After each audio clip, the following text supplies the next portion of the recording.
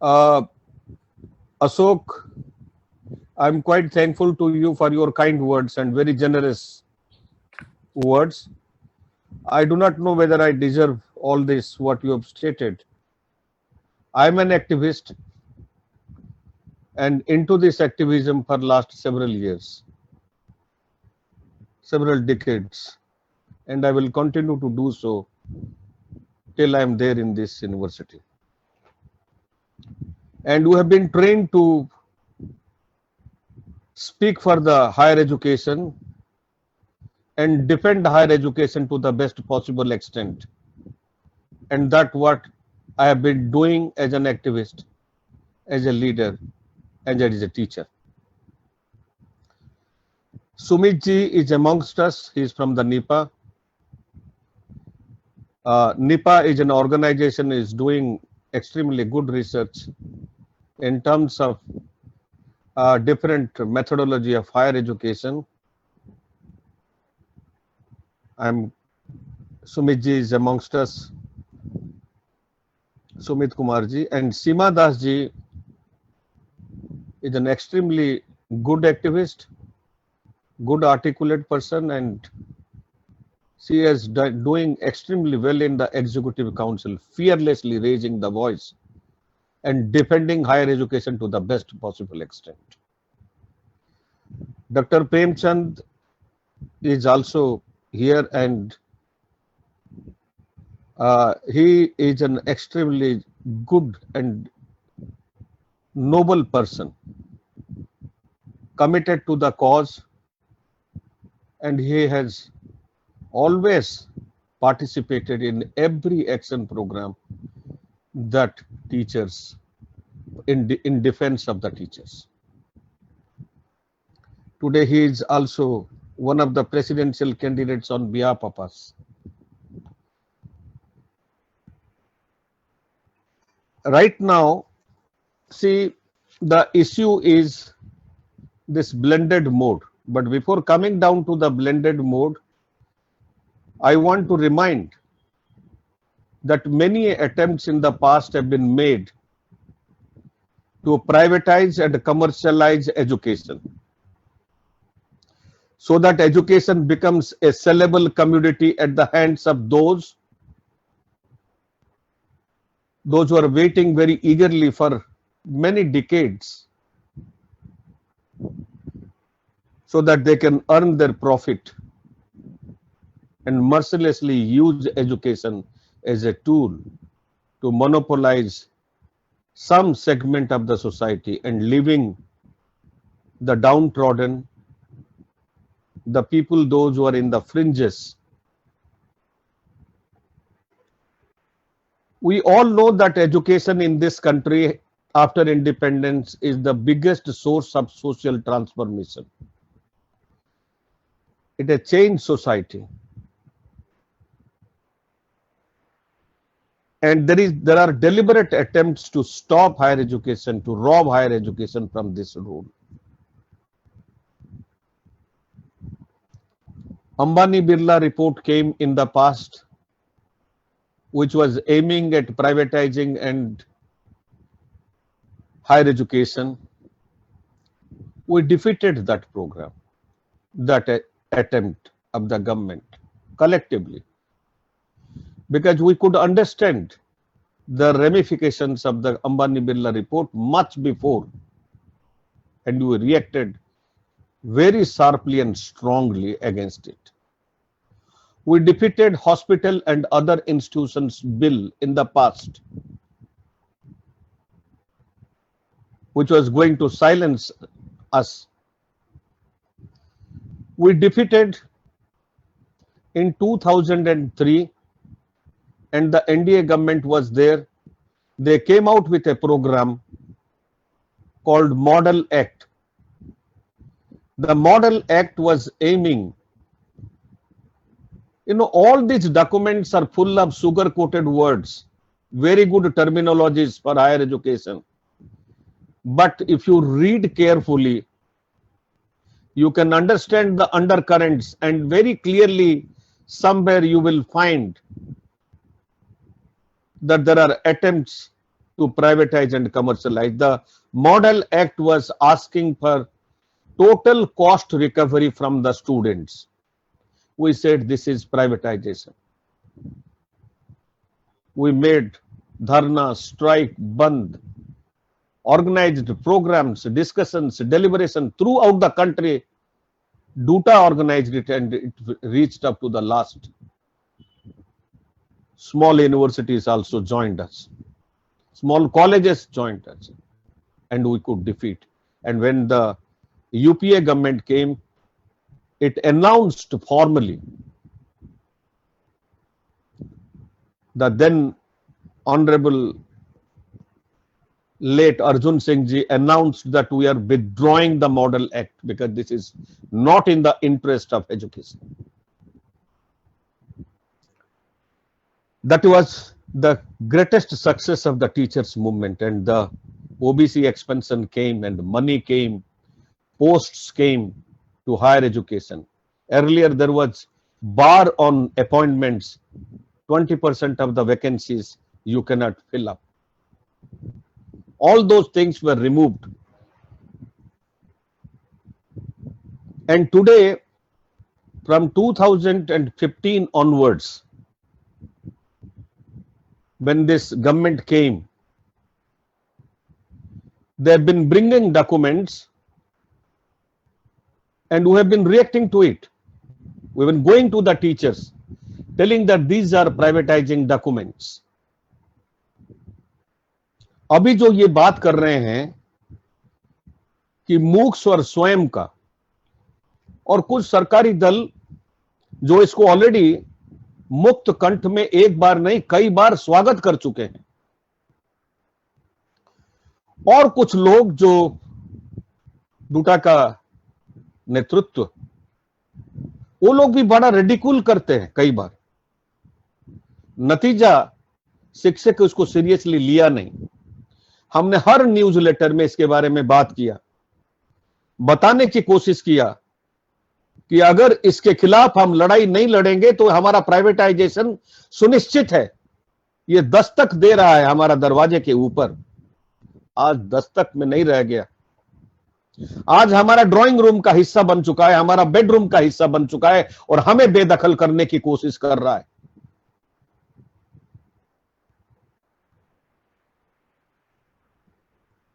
लोग कहते हैं कि अरे ये तो कोरोना के चलते ये सब चीजें हैं।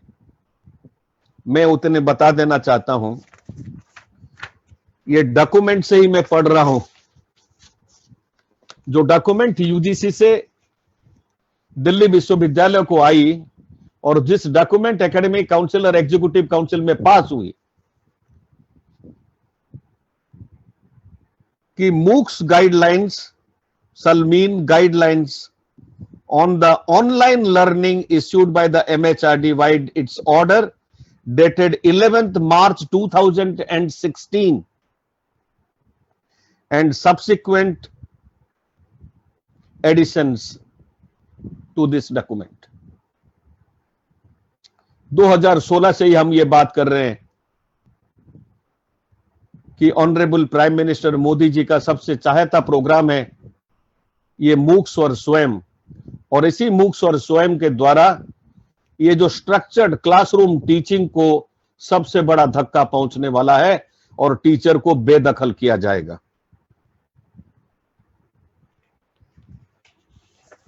अब आते हैं ये मूक्स क्या है, मैं बड़ा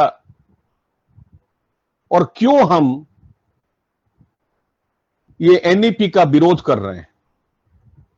एनईपी का विरोध इसलिए कर रहे हैं, एनईपी में फंडिंग का कोई प्रोविजन नहीं है, सरकारी फंडिंग का।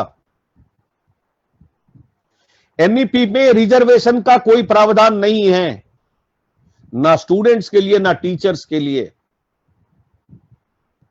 एनईपी में बीओजी है,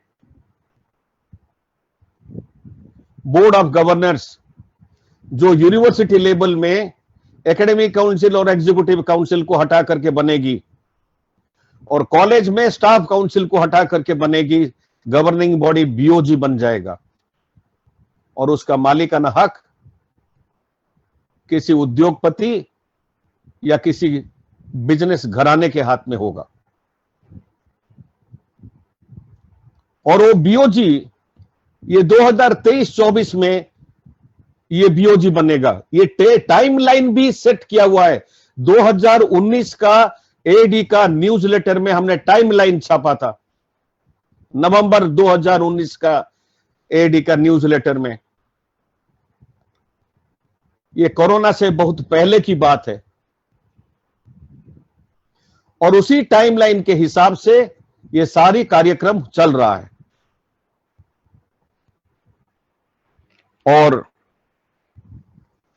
दिल्ली विश्वविद्यालय में लास्ट एग्जीक्यूटिव काउंसिल मीटिंग में, एकेडमिक काउंसिल मीटिंग में ये दस्तावेजों को पारित कर दिया गया है। इससे ज्यादा दुखद कुछ हो नहीं सकता। हमने पिछले बार कुछ लोगों को समर्थन किया था इसलिए कि इसका विरोध हो सके, उन्होंने हमें निराश किया।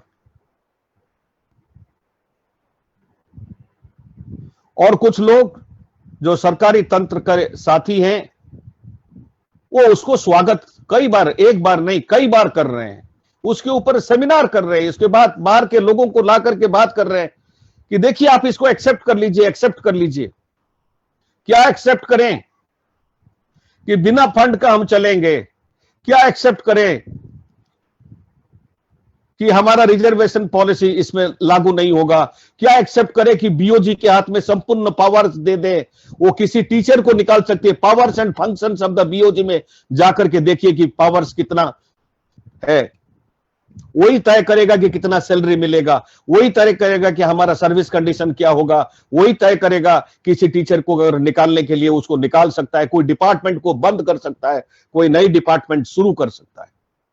इसी चीज का समर्थन करेंगे, इसलिए हमने विरोध किया। दोस्तों, और जो इसको लेकर के खामोश रह रहे हैं वो उस जघन्य काम का उतने ही हिस्सेदार है। देखिए, ये जो स्वयं के बारे में लिखा गया है पेज नंबर 1 पे 1.4 में, कि जैसे मैगी के बारे में एडवर्टाइजमेंट आता है ना, 2 मिनट्स डालिए और हो जाएगा, मैगी खा लीजिए। वो कहता है कि क्लासरूम टीचिंग से अलग हट करके उसका जो लिमिटेशंस को दूर करने के लिए एनी टाइम एनीवेयर फॉर्मेट है। मैं उसी डॉक्यूमेंट से पढ़ रहा हूं, any time anywhere format.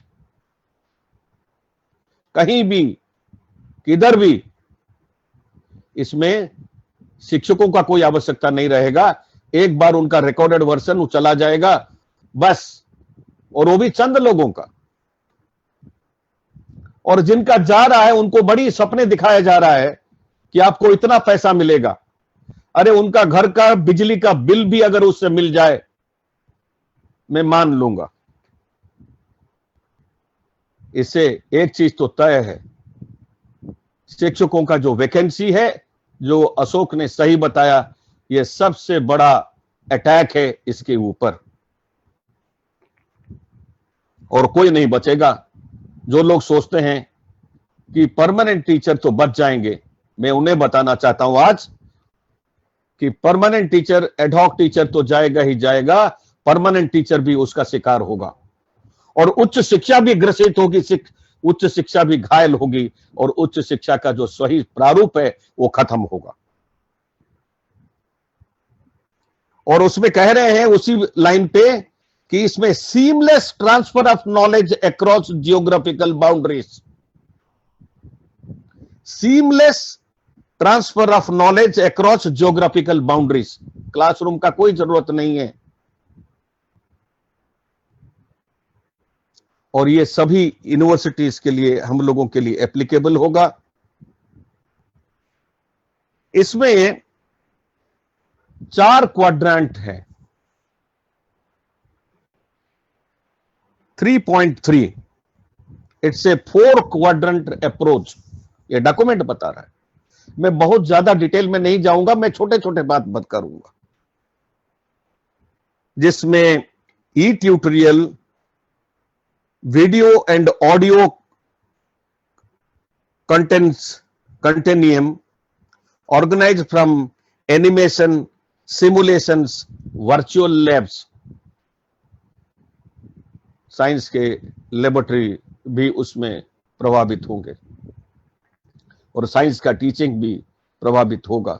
Simulation से जब प्रैक्टिकल होने लगेगा तो वही बात हो गया कि स्विमिंग पूल के बगल में खड़ा करके किसी को बिना गिला किए हुए आप बता दीजिए कि स्विमिंग कैसे की जाती है और इंटरनेशनल गोल्ड कैसे मिलती है।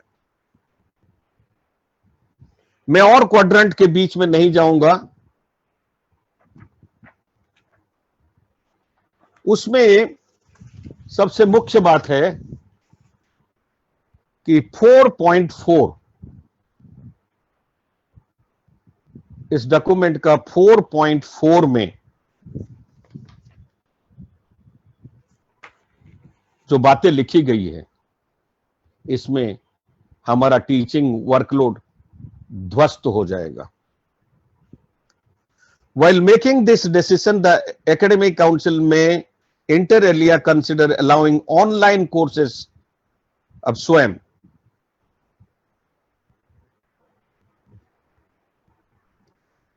उसका ए में लिखा गया है, ABC है 4.4 का ABC। ए में लिखा गया है there is none availability of suitable teaching staff for running a course in the institution. There is none availability of suitable teaching staff. इसका मतलब फिलोसॉफी में, साइकोलॉजी में, केमिस्ट्री में, पॉलिटिकल साइंस में स्टाफ अगर नहीं है तभी भी आप एडमिशन ले लीजिए। टीचर की, रेगुलर टीचर की जरूरत नहीं है, एडहॉक टीचर की जरूरत नहीं है, किसी टीचर की जरूरत नहीं है, आप एडमिशन ले लीजिए। वो बच्चा बाहर से जाकर के वो सारा कोर्सेस कर लेगा। इसको 2 बार पढ़ने की जरूरत है। फिर बी में लिखा गया है elective papers courses sought by a student. Elective paper, अब हम कहते हैं भैया ये बेटा ये ले लो, कॉलेज में ये पेपर ले लो, संस्कृत ले लो, हिंदी ले लो, इंग्लिश ले लो, तब स्टूडेंट का चॉइस होगा। और स्टूडेंट बाहर से जाकर के ये सारा पेपर में चला जाएगा। ये कई जो यूनिवर्सिटी से उनके पास जाएंगे, पैसा देंगे और 90% नंबर लेकर के आएंगे। पहला काउंट में भी वो बाहर जाएगा पढ़ने के लिए। तो यहां का वर्कलोड का क्या होगा, मैं सवाल पूछना चाहता हूं। सुनने में तो बड़ा अच्छा लगता है,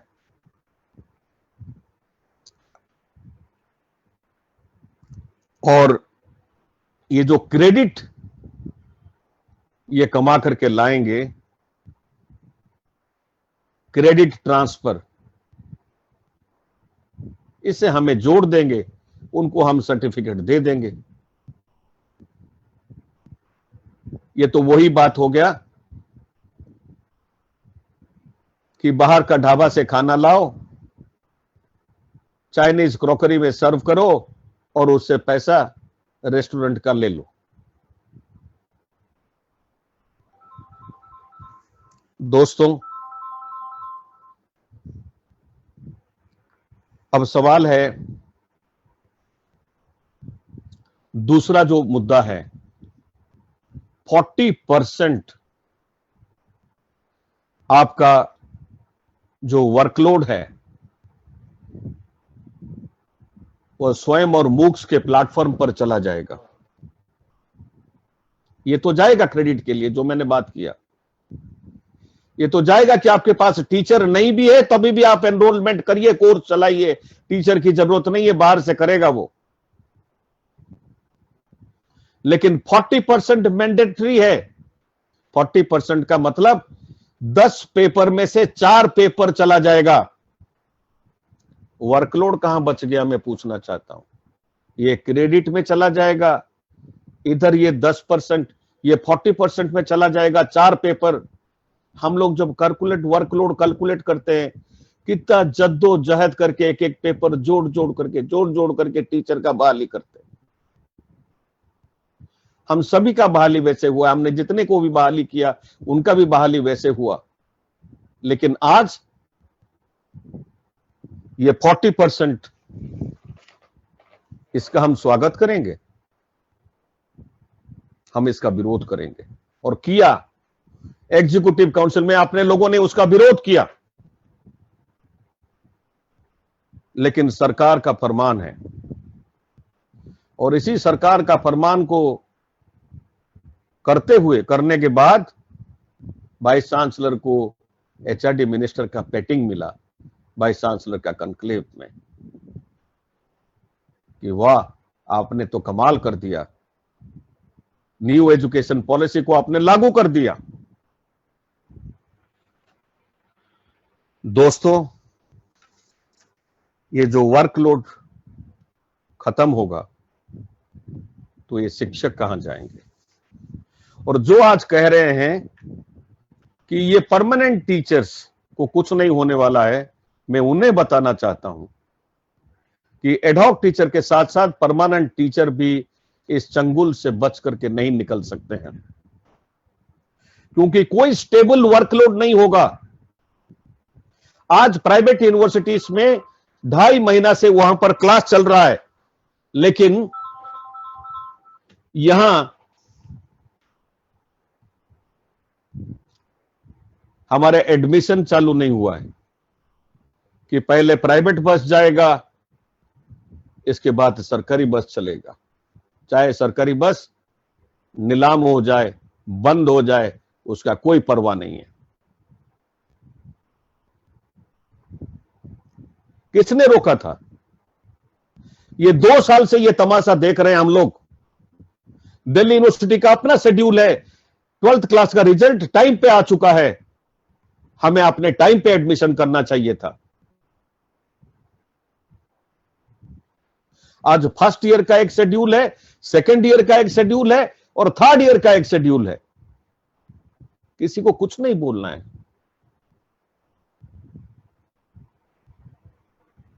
हम लोग तो बोलेंगे और आप भी बोलिए। नहीं बोलेंगे तो हमारा अस्तित्व ही मिट जाएगा। जो एनटीपीसी के साथ हो रहा है, जो ओएनजीसी के साथ हो रहा है, जो एलआईसी के साथ हो रहा है, जो रेलवेज के साथ हो रहा है, वो दिल्ली विश्वविद्यालय में वही नीति लागू हो चुकी है मेरे दोस्त। अभी भी बचने का रास्ता ढूंढिए, अभी भी लाम बंद होने की जरूरत है।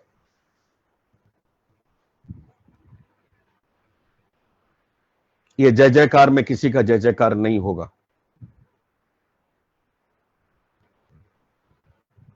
और लिखा है इसी डॉक्यूमेंट में 4.7 में, the parent institution must designate a course coordinator, facilitator, teacher नहीं,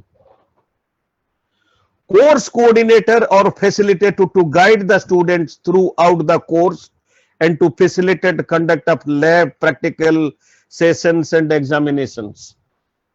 ये जो बाहर जाएंगे, मतलब कि अपना चिता जलाने के लिए भी आपको खुद ही लकड़ी का इंतजाम करना होगा। वो इंस्टीट्यूशन कोऑर्डिनेटर और फैसिलिटेटर लगाएगा। This is very serious. और मैं एक डॉक्यूमेंट से जो और हमारा प्रोफेसर जोशी जो एक्टिंग वाइस चांसलर चेयर किए थे, उसका कुछ फाइंडिंग्स मैं आपको 1-2 लाइन में बता देता हूं। This is minutes of meeting discussion development of massive open online courses MOOCs through स्वयं and MOOCs credit transfer policy. This is important. Top institutions are accredited for open distance learning, ODL को promote करो, to be encouraged and supported to develop high quality online courses. आपके पास होने की जरूरत नहीं है, वो ओडीएल में हो। आपके पास टीचर भी नहीं होगा तो ओडीएल में जाकर के पढ़ेगा, ओपन डिस्टेंस लर्निंग में जाकर के पढ़ेगा। Such quality online courses will be suitably integrated into the curricula of higher education institutions, and blended mode will be preferred. ये मेरी भाषा नहीं है, इसी का है। Blended mode will be preferred. MOOCs through SWAYAM will be implemented in the University of Delhi as an online teaching recommended for the National Education Policy 2020. यही document का हिस्सा है जिसमें प्रोफेसर जोशी है और professor Pankaj Arora, director of institute of life long learning. और इसी document में यह कहा गया है कि 40% तक का कोर्स स्वयं और मूक्स के प्लेटफॉर्म में आपको जाना होगा।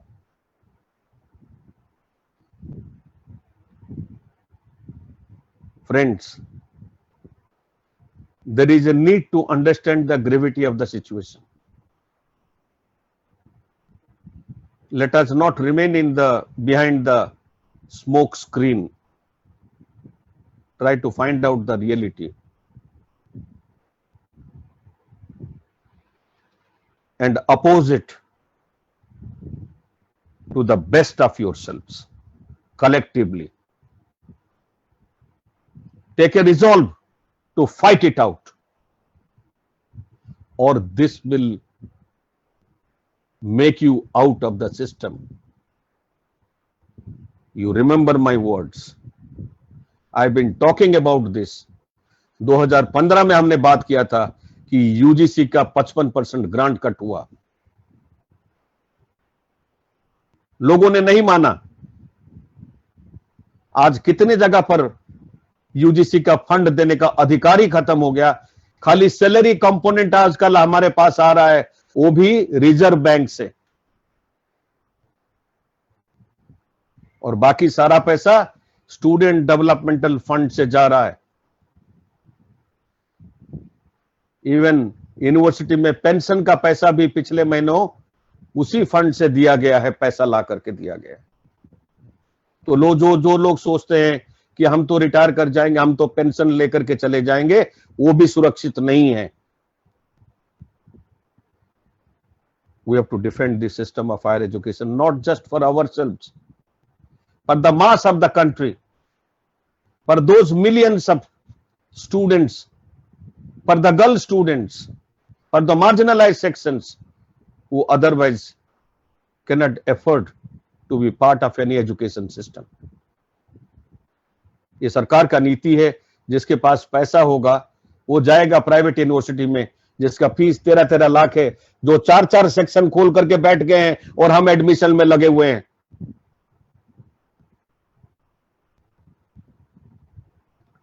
ये preferential treatment is being imposed on us.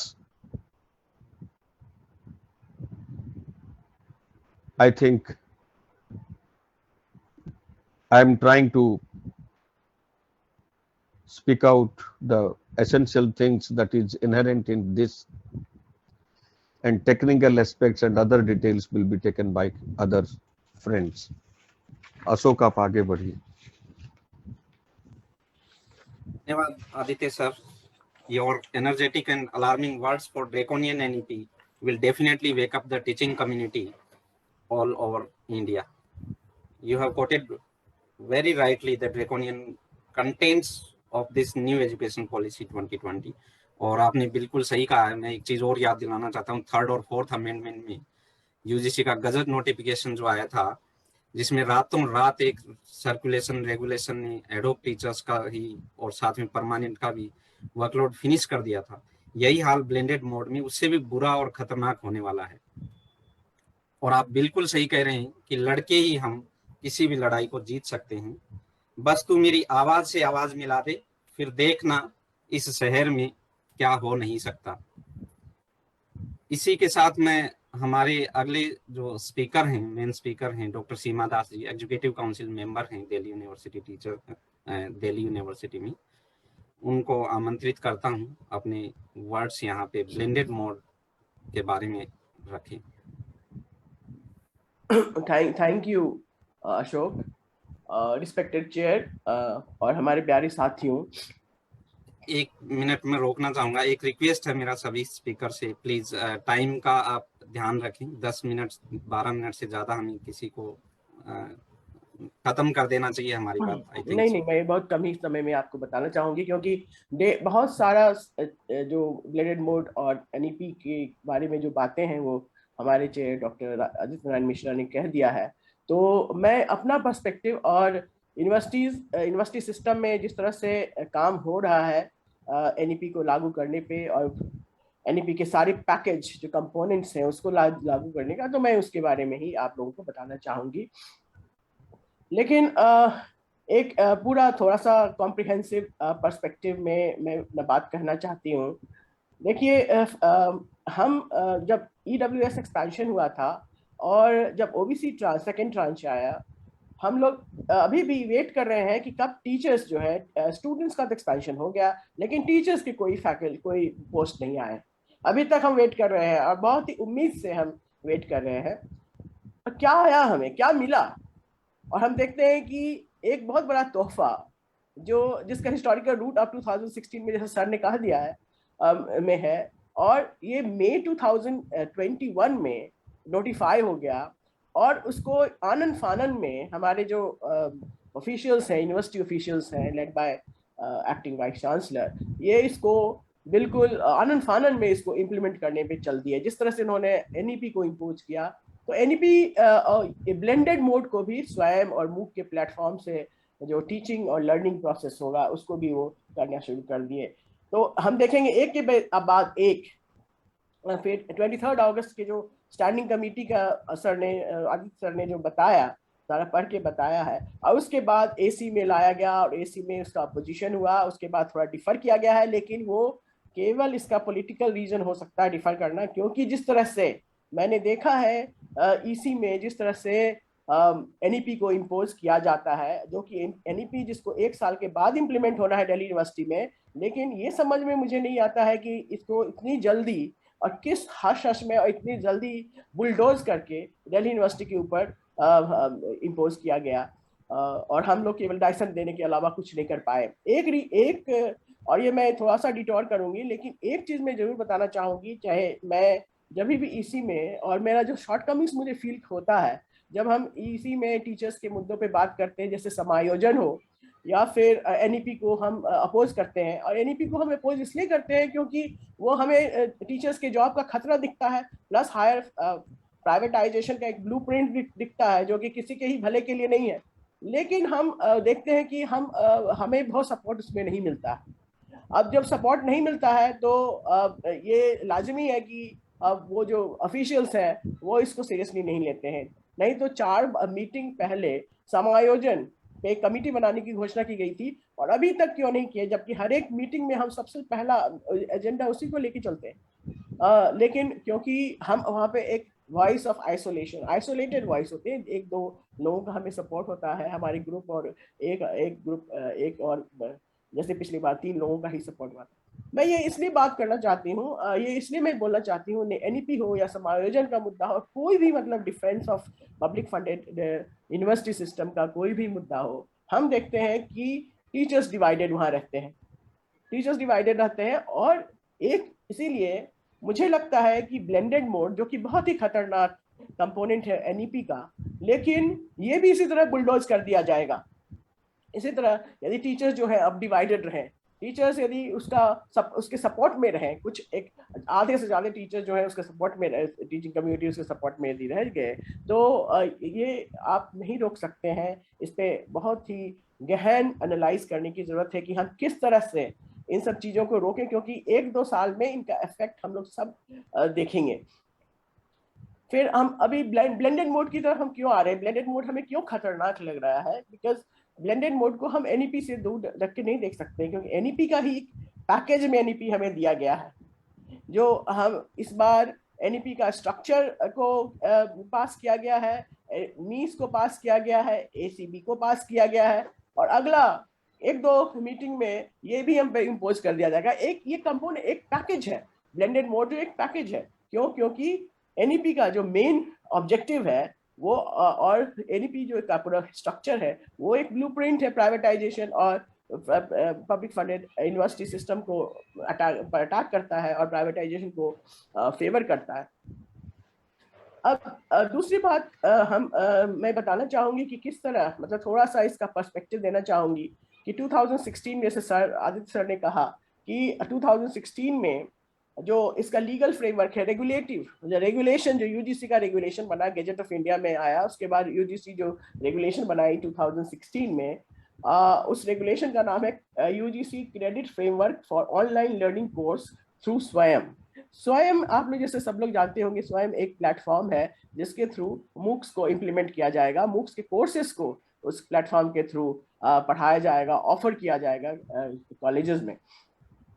तो ये जो रेगुलेशन है उसका पहला सेंटेंस प्रियम्बल कहता है, उसका पहला सेंटेंस यदि आप पढ़िएगा तो आपको ये इंटेंशन पता चल जाएगा कि इसको क्यों इम्पोज किया जा रहा है। एक सरकार को क्या इससे ये क्या इसको क्या लाभ होना है। तो इस प्रियम्बल में है कि whereas education has to widen the access to higher education and bring down cost by using technological advances। Basically cost को खत्म करने, डिफंड करने का ये पूरा प्रयास है। आप एक मूक के तहत आप स्वयं का प्लेटफॉर्म यूज करके आप बहुत ही कम कॉस्ट इफेक्टिव वे में एक बहुत ही mechanical system of knowledge acquisition teachers को, स्टूडेंट्स को प्रोवाइड कर सकते हैं। तो इसमें एट द वो रिसीविंग एंड में कौन रहेगा? वही टीचर जिसको रिप्लेस करके ये टेक्नोलॉजी का इस्तेमाल किया जाएगा मूक के थ्रू स्वयं के प्लेटफॉर्म पे बैठ के। सो ये जो रेगुलेशन है वो बहुत ही क्लियर कहता है कि हम एजुकेशन को ज़्यादा एक्सेसिबल बनाना चाहते हैं, मतलब ऑनलाइन मोड के थ्रू अपना ग्रॉस एनरोलमेंट रेशियो बढ़ाना चाहते हैं, 50% तक लाना चाहते हैं 10 साल में, लेकिन साइड बाय साइड हम कॉस्ट को भी खत्म करना चाहते हैं। तो कॉस्ट को खत्म करने का सबसे अच्छा तरीका ये है कि ऑनलाइन एजुकेशन सिस्टम को शुरू कर दो। और ये 2021 में जब पूरा विश्व पैंडेमिक से जूझ रहा था, हमारे दिल्ली यूनिवर्सिटी में एक के बाद एक साथियों को लूज कर रहे थे, उस समय ये इस मुद्दे को काफी स्टेल्थीली लेकिन बहुत ही फास्ट वे में बढ़ाया गया। तो जो 2016 में 20% कह रहे थे कि हम ऑनलाइन ये मोड में देंगे आपको, आप कोर्सेज कर सकेंगे, अब 40% आप ऑनलाइन कोर्सेज को, आप जो आपका जो कोर्स करिकुलम है, जो सेमेस्टर में जो आप कोर्स पढ़ाएंगे, जो आप सब्जेक्ट पूरा सेमेस्टर में पढ़ाएंगे, उसमें जितने सब्जेक्ट्स होंगे उसका 40% जो है वो मूक के थ्रू, स्वयं के प्लेटफॉर्म के थ्रू ये ऑफर रहेगा स्टूडेंट्स को। जैसे कि सर आदित्य सर ने पढ़ा कि इसमें उन्होंने कहा कि दो कंडीशन ये रखते हैं कि non availability of teacher. Yes, non availability of teacher कहना तो बहुत ही आसान है, कोई भी यूनिवर्सिटी कह देगा कि हमारे पास टीचर नहीं है। और दूसरा जो है, दूसरा ये जो कहते हैं कि GE course, general elective course. मैं इसमें एक चीज बताना चाहूंगी, क्योंकि मैं एनईपी इम्प्लीमेंटेशन कमेटी में भी काफी वॉइस ऑफ प्रोटेस्ट की तरह ही रही हूँ। तो मैंने ये देखा कि उन्होंने क्या किया है, रिस्ट्रक्चरिंग। आप देखिएगा रिस्ट्रक्चरिंग, जो कोर्स रिस्ट्रक्चरिंग हुआ है एनईपी के तहत, तो अब जीई नहीं रहेगा। जी के बदले में जो सब्जेक्ट्स आए हैं वो माइनर सब्जेक्ट्स हैं, और ये माइनर सब्जेक्ट जो है इनकी संख्या बढ़ाई गई है। फिर एईसी और एसईसी के भी सब्जेक्ट्स रहेंगे, और मेजर सब्जेक्ट जो है वो कम है। इसीलिए कोर सब्जेक्ट यदि टच नहीं किया जाएगा, लेकिन आप माइनर सब्जेक्ट को जिसको आप लिखते हो जीई, और दूसरे सब्जेक्ट्स को आप टच करोगे, इसका मतलब है कि आप आधा से ज्यादा जो वर्कलोड है वो उसको ऑनलाइन प्लेटफॉर्म में ट्रांसफर कर रहे हो, जो कि बहुत ही मैकेनिकल वे ऑफ लर्निंग है। कोई ह्यूमन इन्वॉल्वमेंट नहीं है, टीचर का कोई भी इसमें रोल नहीं है, वो एक इंस्ट्रक्टर की तरह है, कोऑर्डिनेटर की तरह है। तो इससे किसको हानि होगा? इंस्टीट्यूशन क्या इससे आगे बढ़ेगी? पहला क्वेश्चन ये है। दूसरा, इससे जो मैसिव डिस्प्लेसमेंट होगा, वर्कलोड जिस तरह से डिस्ट्रॉयड होगा, वर्कलोड टीचर्स जिस तरह से डिस्प्लेसमेंट होंगे, इसको कैसे बचाया जा सकता है? ये तो पर्पस ही है इसका कि वर्कलोड को खत्म करो। वर्कलोड खत्म करने का, जैसे अशोक ने अभी कहा कि वर्कलोड के लिए कितनी लड़ाइयाँ लड़ी हैं वर्कलोड को बचाने के लिए, लेकिन ये ब्लेंडेड मोड जो जब आ जाएगा तो एक इनडायरेक्ट वे में हमारे वर्कलोड पे सरासर अटैक है। तो इसमें ये हमें ये बहुत ही इस वे में ये ब्लेंडेड लर्निंग मतलब conventional learning plus online learning का जो कोर्स है, तो कोर्स स्ट्रक्चर और जो हमें ऑफर किया जा रहा है, इसके बहुत ही भयंकर और बहुत ही डेंजरस परिणाम निकल सकते हैं टीचर्स के डिस्प्लेसमेंट के लिए। इसीलिए, और ये एनईपी का मामला है, इसीलिए हम बार बार समायोजन और एनईपी में कॉन्ट्रडिक्शंस नहीं देखते हैं, इसलिए बार बार एनईपी का विरोध करते हैं, क्योंकि हम जानते हैं कि हम समायोजन की बात करते हैं, लेकिन हमारे पास क्या होता है, हमें समायोजन देने के बदले में हमें क्या दिया जा रहा है, तो हमारे ऊपर बुलडोज किया जा रहा है एनईपी डिफरेंट पैकेजेस में, and one of them is blended mode. तो हम इसीलिए इसका विरोध करते हैं, विरोध करेंगे, लेकिन विरोध करने के लिए एकजुट होना जरूरी है। कोई भी चीज का विरोध तभी सफल होता है जब हम अंदर और बाहर एक कोऑर्डिनेटेड स्ट्रगल की तरह एक कोऑर्डिनेटेड स्ट्रगल और एक कोऑर्डिनेटेड इनफैक्ट एक वन लाइन ऑफ एक्शन की तरह हम उस पर काम करें, तब हम। लेकिन यदि हम डिवाइडेड रहें और डिवाइडेड रूल पॉलिसी जो ऑफिशियल्स हमेशा चलाती रही हैं उसके ट्रैप में हम फंस जाए, तो केवल हम वॉइस ऑफ प्रोटेस्ट ही बन के रह सकते हैं और रह जाएंगे। इसलिए ये बहुत ही डेंजरस चीज़ है, इस पर बहुत ही सीरियसली विचार करने की ज़रूरत है। दिल्ली यूनिवर्सिटी के सभी टीचर्स को इस पे विचार करने की ज़रूरत है, और हम आई एम श्योर कि सब लोगों को इतनी ये समझ में आ रहा है कि किस तरह से ब्लेंडेड मोड जो है वो हमारे यूनिवर्सिटी के पब्लिक फंडेड यूनिवर्सिटी और हमारे टीचर्स के लिए किस तरह से यह एक खतरनाक तरीका है। इसके अलावा कॉस्ट और वर्कलोड के अलावा जो हम देखते हैं कि ब्लेंडेड मोड किसी भी स्टेक होल्डर्स के लिए मुझे नहीं सही लगता। किसी भी स्टेक होल्डर्स, आप स्टूडेंट्स को देखिए, फॉर एग्जांपल आप स्टूडेंट्स लीजिए, अब स्टूडेंट्स में कितना बड़ा डिजिटल डिवाइड है। ऑनलाइन जो टीचिंग हम करते हैं तो उस समय हमें पता चला कि किस तरह से कई स्टूडेंट्स, और मैं तो हिंदू कॉलेज में पढ़ाती हूँ जहाँ की जनरली एफ्लुएंट क्लास के ही लोग आते हैं, लेकिन वहाँ भी बहुत सारे स्टूडेंट जो है वो क्लास नहीं कर पाते हैं, अपना असाइनमेंट नहीं दे पाते हैं, क्योंकि वहाँ पे उनके घर में वाईफाई नहीं है, उनके घर में वो डिवाइसेस नहीं है। डिवाइसेस हैं तो इतने रिस्ट्रिक्टेड डिवाइसेस हैं कि इतने सारे फैमिली मेम्बर्स हैं, तो क्या होता है, तो वो पढ़ नहीं पाते। तो ऑनलाइन जो है, ऑनलाइन मोड ऑफ लर्निंग में जब आप इसको इंट्रोड्यूस कीजिएगा और आप डाइवर्सिफाइड, तो आप सोचिएगा कि हम डाइवर्सिफाइड कोर्सेज हम स्टूडेंट्स को दे रहे हैं, लेकिन आप किस तबके के स्टूडेंट्स को दे रहे हैं, ये भी सोचने की बात है। जैसे मैं अभी एडमिशन के समय में मैं एक बताना चाहूँगी कि एडमिशन के समय में एक स्टूडेंट्स से हमारी बात हो रही थी, और कई स्टूडेंट्स ऐसे हैं जो कि ऑनलाइन एडमिशन हो रहा है। तो मैं केवल इसकी डेफिशिएंसी बताना चाहती हूँ, डिफेक्ट बताना चाहती हूँ, इसलिए मैं एक एग्जाम्पल दे रही हूँ। एक स्टूडेंट जो राजस्थान में या फिर दूसरे स्टेट में ये अपना मार्कशीट अपलोड नहीं कर पाए, क्योंकि इनके घर में वो सुविधा नहीं थी, उनके घर में डिवाइस नहीं था, और समय सीमा का पालन करना होता है, और इनको कई किलोमीटर दूर जाके ये अपना एडमिशन का जितना फॉर्मेलिटीज है वो पूरा करना पड़ रहा था।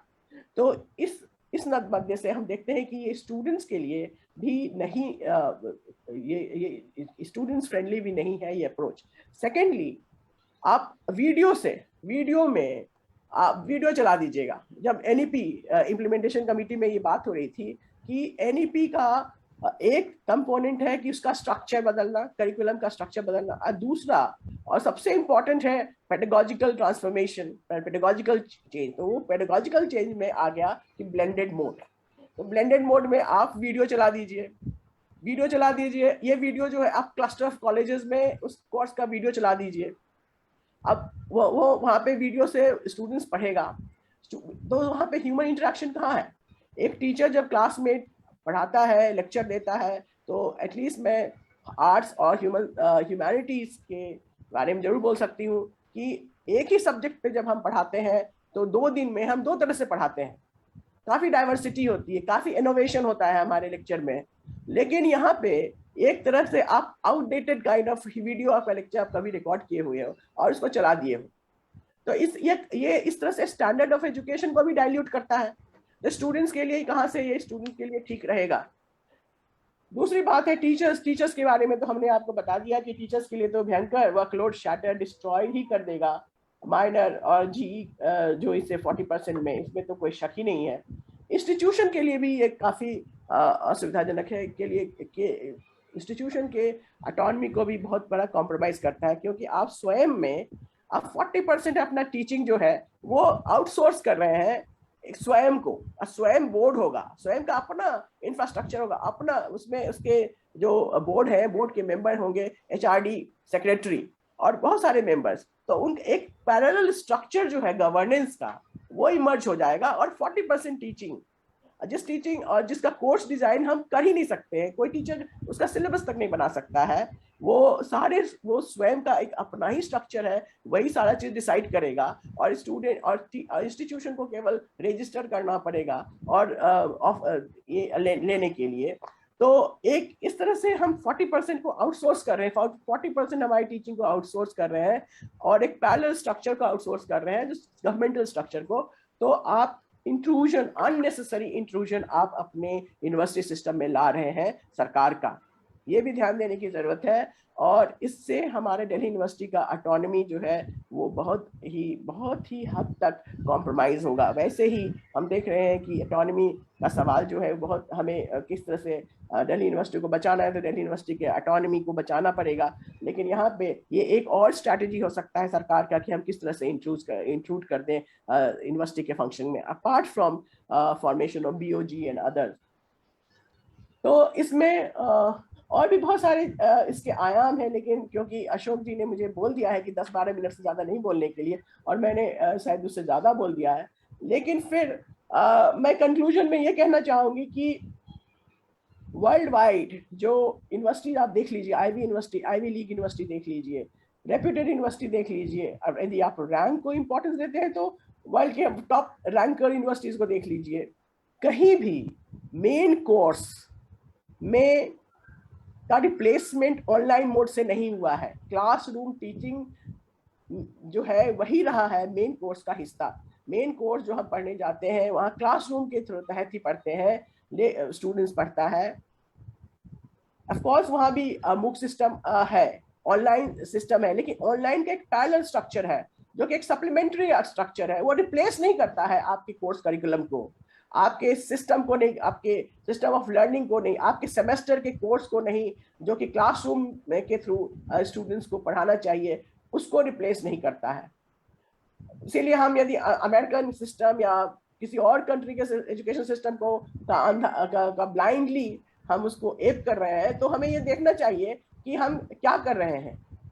और ये हमें एक तरफ तो दिल्ली यूनिवर्सिटी चाह रहा है कि हम वर्ल्ड के टॉप रैंकर्स में आए, टॉप 100 यूनिवर्सिटीज के अंदर आए, और दूसरी तरफ आप अपने ही पैर पे कुल्हाड़ी मतलब मार रहे हो। तो नॉट ओनली टीचर्स को तो हमें बहुत ही गार्ड में रखना ही पड़ेगा, हम रहते ही हैं, और सबको यूनाइटेड होकर रहना चाहिए। बल्कि जो भी यूनिवर्सिटी के हित के लिए ऑफिशियल्स भी यदि हित चाहते हैं दिल्ली यूनिवर्सिटी का, और इतने 100 साल पुरानी यूनिवर्सिटी को बचाना चाहते हैं, तो इन सब चीज़ों को ध्यान करके ये ब्लेंडेड मोड के सिस्टम को सब्स्टिट्यूटिव सिस्टम नहीं, बल्कि एक सप्लीमेंट्री सिस्टम की तरह वो अपना खोल दी। जैसे कि हम कॉरेस्पॉन्डेंस का कोर्स चलाते हैं, तो ठीक है एक ऑनलाइन कोर्स अलग से चलेगा, लेकिन why to replace the main line teaching learning in the classroom और सेमेस्टर में जो हम पढ़ाते हैं। दूसरा जो मैं देख रही हूँ कि जिस तरह से ये पैकेज की तरह एनईपी हमारे सामने आ गया है, और बेसिकली ये बहुत ही पीस मील टाइप का स्ट्रैटेजी है। पीस मील तरीके से एक कंपोनेंट को अलग अलग तरह से करके हमें को इंट्रोड्यूस किया जा रहा है।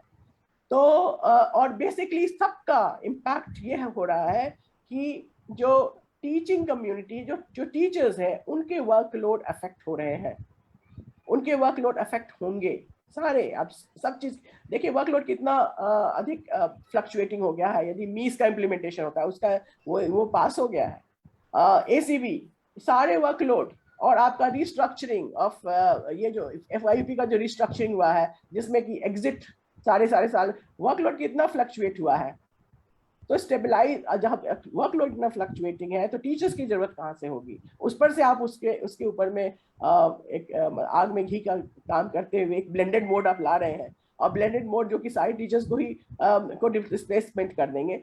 इसीलिए इसका एक जो एंटीथेसिस हमें दिख रहा है वो है कि हमें हमारा जो मूवमेंट है टीचर्स का स्थायीकरण, और बेसिकली हमारा अप्रोच है स्थायीकरण का कि हम समायोजन की बात करते हैं, और हम हमेशा इसी में जहां भी टीचर्स ने हमें इलेक्ट करके भेजा है वहां पे उसको प्राइमरी मुद्दा की तरह करते हैं, उसको वहां पे उठाते हैं, उस पर काम करते हैं। लेकिन देयर आर वेरियस रीजंस क्यों नहीं हो रहे हैं, जो कि टीचर्स कम्युनिटी खुद जानते हैं। तो इस मूवमेंट को हमें भी और बहुत मजबूती के साथ लाना पड़ेगा, जिससे हम NEP को भी डिफीट कर सकेंगे। जब टीचर्स स्थायित्व हो जाए तो कितने भी ऑनलाइन कोर्सेज करो, जब उनकी नौकरी नहीं रहेगी तो फिर ये हमारे लिए उतना खतरे की बात नहीं होगी, लेकिन फिर भी स्टैंडर्ड ऑफ टीचिंग को बहुत ज़्यादा डाइल्यूट करेगा, दिल्ली यूनिवर्सिटी सिस्टम को बहुत अधिक डाइल्यूट करेगा। मुझे इतना ही कहना है। थैंक यू सीमा जी। मैं अशोक जी आपका परमिशन से एक बात बताना चाहता हूं। हमने हर आर्टिकुलेशन में, हर जनरल बॉडी मीटिंग में, हर न्यूज़लेटर में एक बात साफ शब्दों में कहा है कि परमानेंट एब्जॉर्प्शन का लड़ाई, NEP के खिलाफ की लड़ाई, दोनों लड़ाई कॉम्प्लीमेंट्री है, इसमें विरोधाभास नहीं है। क्योंकि एब्जॉर्प्शन की लड़ाई के द्वारा हम हर टीचर का स्थायित्व का बात कर रहे हैं, जो NEP हर टीचर का अस्थायित्व का बात करता है। और जब तक हम 4,500 5,000 शिक्षकों को स्थायित्व की बात नहीं करेंगे, हम NEP के खिलाफ कोई भी लड़ाई में कामयाब नहीं हो पाएंगे। आप आगे बढ़िए। Thank you, Seema Das ji, for your informative and extensive words regarding blatant board. You rightly said, due to the digital divides, deprived section of the society like SC, ST, OBC and EWS community will suffer the most. इसीलिए आपने बिल्कुल सही कहा, Aditya sir ने भी अभी उस बात को ऐड किया है, मैं वो कहना ही चाह रहा था। That's why demand of absorption is very much relevant under this threat of blended mode where 40% courses are going to be online. और मैं एक साइंस का टीचर हूँ, मैं 1 मिनट में अपनी बात खत्म करके अगले स्पीकर पे आऊंगा कि कोविड-19 ने हमें एक अपॉर्चुनिटी दी है कि ऑनलाइन टीचिंग लर्निंग प्रोसेस को हम कैसे कर सकते हैं। और बीइंग ए साइंस टीचर मुझे बड़ा ये महसूस हो रहा है कि हमने एक्सपेरिमेंटल जो काम था, एक्सपेरिमेंटल जो स्टडी थी, उसको भी थ्योरेटिकल बना दिया है। हमारी जो लैब्स हैं उसको हम थ्योरेटिकली वर्चुअल लैब के थ्रू हम बच्चों को समझाते हैं, जो बिल्कुल ही इररिलेवेंट है, जिसका कोई मीनिंग नहीं है, वो एक मजाक बन के रह गया है। ये तो एक स्टडी की बात है कि हम बच्चों को क्या कंटेंट्स दे रहे हैं और किस तरीके से पढ़ा रहे हैं। बाकी जो अब्जॉर्प्शन की बात कर रहे हैं या वर्कलोड रिड्यूस होगा जिसकी वजह से मास डिस्ट्रैक्शन होगा टीचिंग पोजीशन में, तो आदित्य सर ने भी अभी बताया और सीमा दास जी बार बार इस बात को कह रही हैं। और हमारे AED के एक्टिविस्ट हों, चाहे AC EC मेंबर हों, हर प्लेटफॉर्म पे जहां जरूरत पड़ती है वो हर जगह पोस्ट टू पिलर इस बात को पहुंचाने की कोशिश करते हैं कि absorption is the only solution to end education in Delhi University. यही एकमात्र रास्ता है कि हम इन सब चीजों से मिलकर इकट्ठे होकर लड़ सकते हैं। हमारे अगले speaker joint secretary DUTA doctor Premchand ji हैं, और उनसे आग्रह करूंगा कि वो भी इस ब्लेंडेड मोड और इससे के जो खतरनाक जो पहलू हैं उस पर बात करेंगे। आपका एक्टिविज्म और हर जगह आपकी उपस्थिति, हर आंदोलन में, हर उपस्थिति में आप लोगों की पीड़ाएं भी सुनते हैं, उनके समाधान की कोशिश भी करते हैं। अब्जॉर्प्शन की लड़ाई की आप एक मुखर आवाज हैं और हम आपके बारे आपको सब सुनना चाहते हैं। तो mic over to you Premchand जी।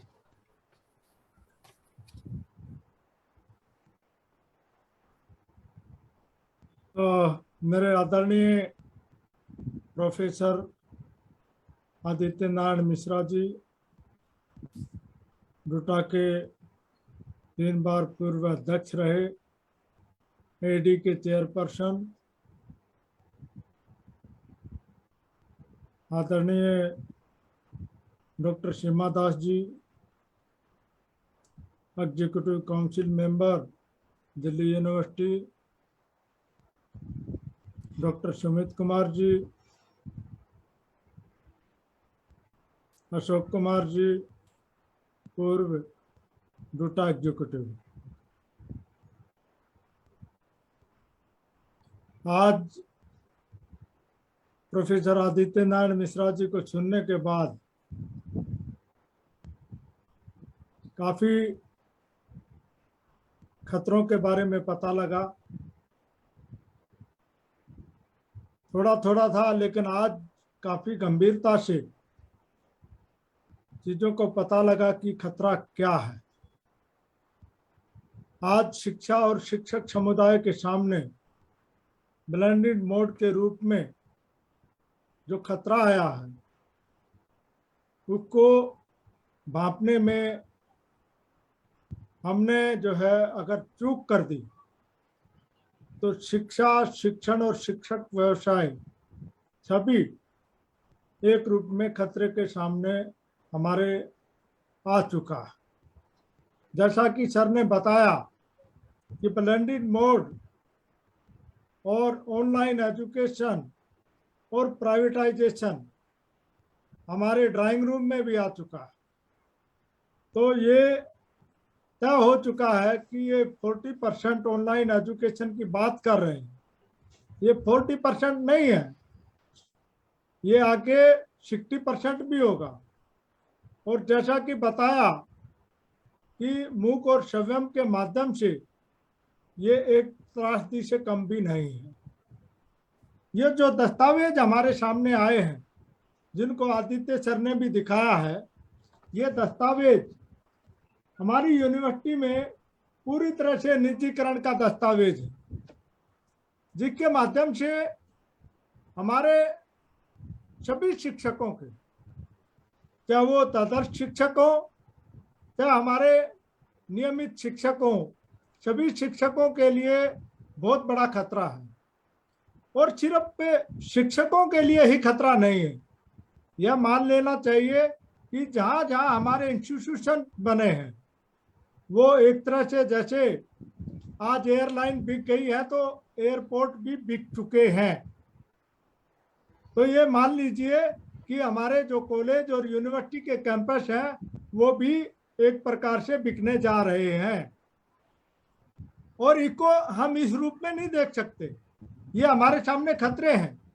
बड़े बड़े जो संस्थान, जो पब्लिक सेक्टर यूनिट्स हैं, वो आज आप देख लीजिए न्यूज में सारा सब कुछ, और इवन हमारी सैलरी भी जो है अब आरबीआई से आने लगी है, कब उसका स्विच ऑफ कर दिया जाएगा ये हम कह नहीं सकते। तो बड़े पैमाने पर ऑनलाइन होने से जो रिप्लेसमेंट ऑफ फिजिकल कैंपस बढ़ेगा। और लेकिन आपको जानकारी के लिए भी बता दूं मैं कि अमेरिका में भी मूक आया था, लेकिन वहां उसे स्वीकार नहीं किया गया और अंततः विफल रहा। यहां तक कि मशहूर दर्शन शास्त्र के जो प्रोफेसर हैं सेंट जॉर्ज यूनिवर्सिटी के प्रोफेसर माइकल सैंडेल द्वारा ऑनलाइन एजुकेशन के माध्यम से विकसित एक कोर्स को पढ़ाने से उन्होंने इनकार कर दिया। उन्होंने कहा कि वे नहीं चाहते कि बड़ी मात्रा में हमारे प्रोफेसर रिप्लेस हो और हमारे डिपार्टमेंट बंद हो जाए, हमारी यूनिवर्सिटी बंद हो जाए, और साथ ही स्टूडेंट को इससे सीखने में कुछ भी सक्षमता नहीं हो पाएगी। आप देख ही रहे होंगे, आप हमारे शिक्षक देख भी पा रहे होंगे और अपने घरों में बच्चों को भी देख रहे होंगे कि ऑनलाइन एजुकेशन का कितना जो है प्रभाव पड़ रहा है। कुछ मानों में हो सकता है कि वो थोड़ी आसानी हो गई है, लेकिन बहुत सारे मामलों में आज ऑनलाइन एजुकेशन हमारे जीविका को भी और हमारे संसाधनों को भी खत्म कर देगा। इसके माध्यम से हम एक तो जो है बिल्कुल प्राइवेटाइजेशन हो जाएगा हमारा, और हम ये समझते हैं कि इसके माध्यम से हमारे जो बीओजी का जो खतरा बताया गया कि हमारे अगर कैंपस होंगे, प्राइवेटाइजेशन होगा और बोर्ड ऑफ गवर्नर जो होगा वो सीधा हमारे ऊपर कंट्रोल करेगा और टेन्योर ट्रैक पोजीशन होगा, 360 डिग्री हमारा इवेल्युएशन होगा, कब बाहर कर दिया जाएगा कुछ पता नहीं चले। तो भारत में 6वें मोर मूक के प्लेटफॉर्म पर उपलब्ध पाठ्यक्रमों को पढ़ाने के लिए विश्वविद्यालयों को पहले ही धकेला जा रहा है। इससे हमारे विश्वविद्यालय खत्म हो जाएंगे आने वाले समय में, और इसके इम्प्लीकेशंस भी खासतौर से काफी मात्रा में, जैसे मैं कह रहा था कि शिक्षक और छात्र शिक्षा व्यवस्था से बाहर हो जाएंगे, शिक्षकों का वर्कलोड तो बिल्कुल घट जाएगा। ऑनलाइन एजुकेशन से आप जब वो क्रेडिट ट्रांसफर की बात हो, रोलिंग फैकल्टी की बात हो, तो इसमें तो सीधी सी बात है कि हमारे शिक्षक बाहर होंगे।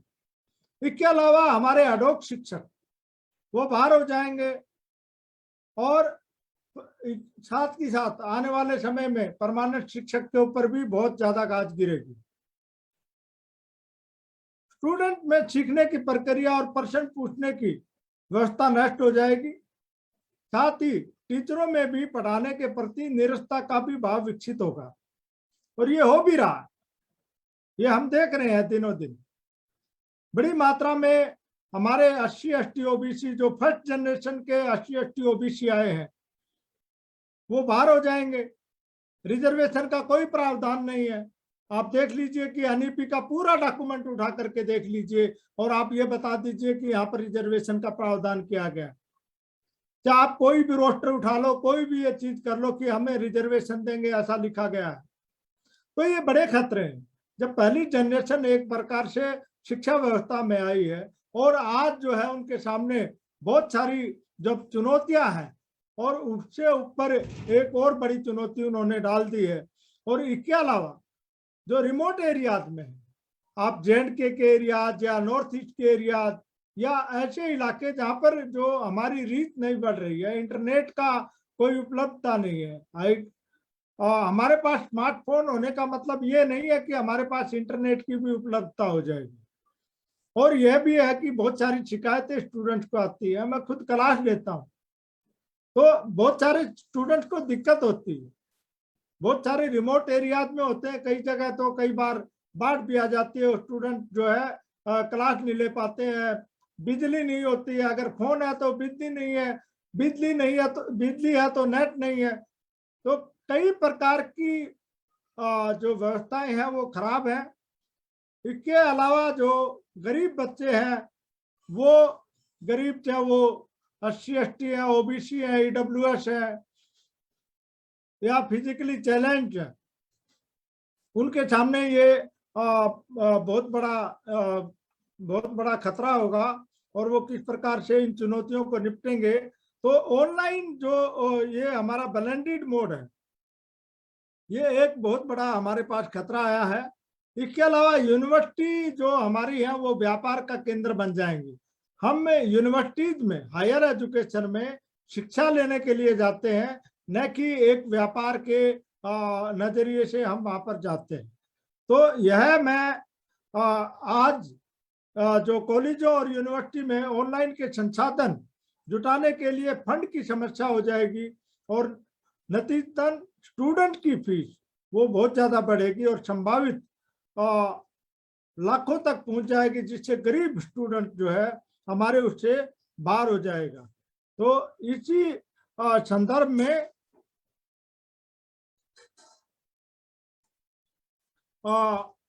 हमारे जब ऑनलाइन जो एजुकेशन है उसमें रिजर्वेशन का तो प्रावधान है ही नहीं, तो कहाँ जाएगा?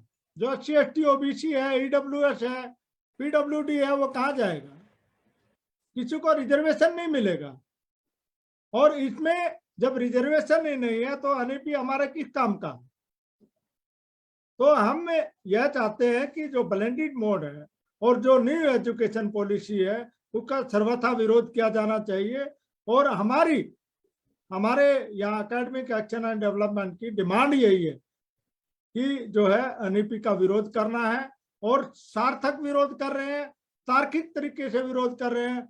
और हमारी क्योंकि अब्जॉर्प्शन का जो हमारा मूवमेंट है, अब्जॉर्प्शन की हमारी डिमांड है, वो एनईपी के साथ लिंक्ड है, क्योंकि दोनों एक दूसरे के, जब हम इन चीजों को देखते हैं एक बड़े फ्रेमवर्क में देखते हैं तो हमारे सामने यही दोनों चीजें आती हैं और हमें जो है लड़ने को मजबूर कर देती हैं। और मैं आपको कहना चाहता हूं, पूरे शिक्षक समुदाय को यह कहना चाहता हूं कि आज समय आ गया है। शिक्षक समुदाय ने हमेशा समाज को राह दिखाई है, हमेशा राह दिखाई है, और आज हमारे सामने बार बार सरकारों के डंडों के माध्यम से हमें चुप करने का प्रयास किया जा रहा है, हमें डराने धमकाने का, चाहे वो प्रत्यक्ष रूप से हो चाहे अप्रत्यक्ष रूप से हो।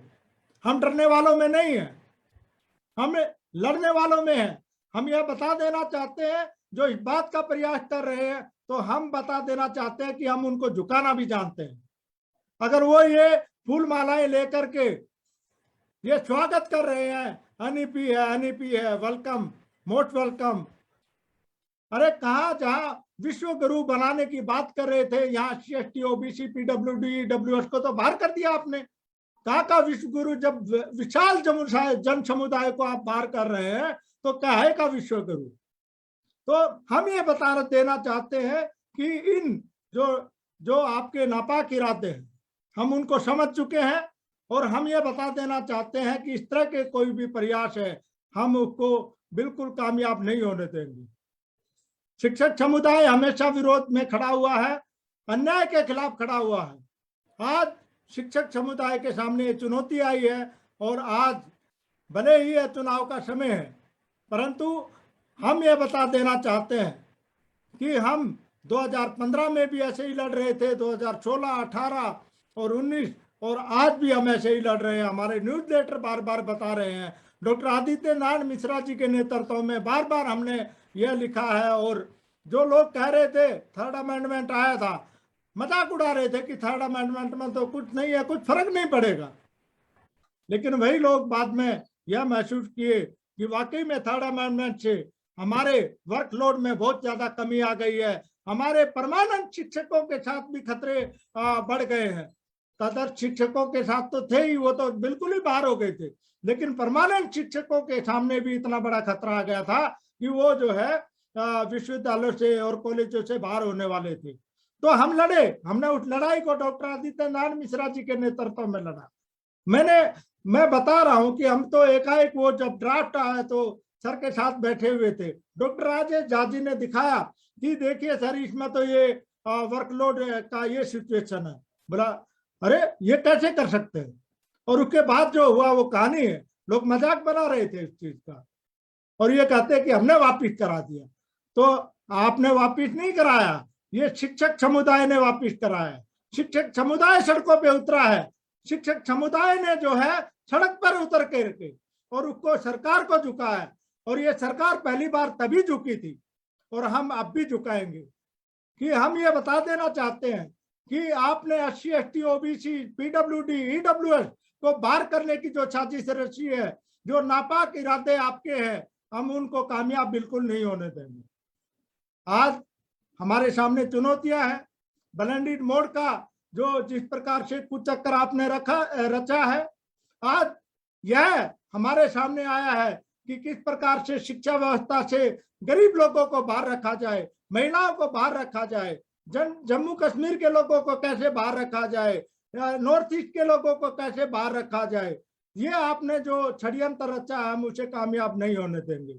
हम ये बता देना चाहते हैं कि दिल्ली विश्वविद्यालय ने जो हेरिटेज बिल्डिंग कह रहे थे, यहाँ से आकर के पूरे भारत पर अंग्रेजों ने राज किया, तो यहाँ तदर्थ शिक्षकों ने दिखा दिया है कि यहाँ पर एक भगत सिंह बागी के रूप में यहाँ पर कैद रखा गया था, उसने पूरे युवाओं में ज्वाला जला दी थी।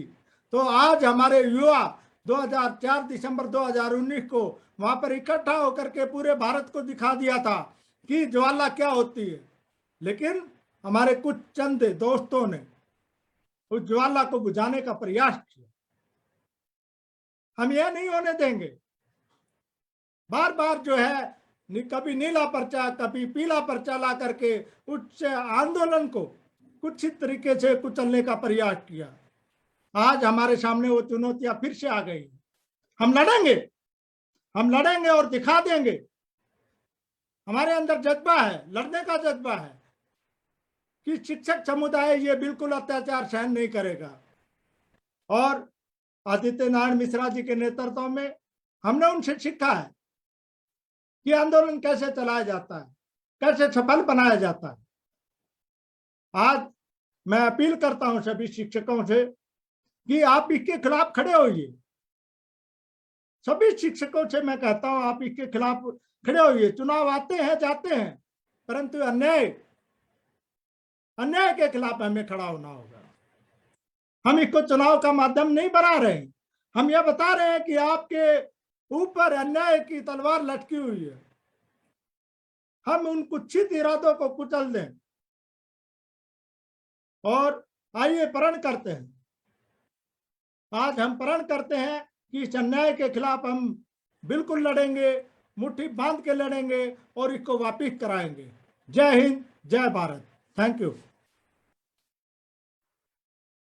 Thank you doctor Premchand ji, आपने बड़ा ही ओजस्वी और ऊर्जावान भाषण दिया है और बिल्कुल आपने सही कहा है कि rights of the reserved and deprived section of the society must be defended at every cost.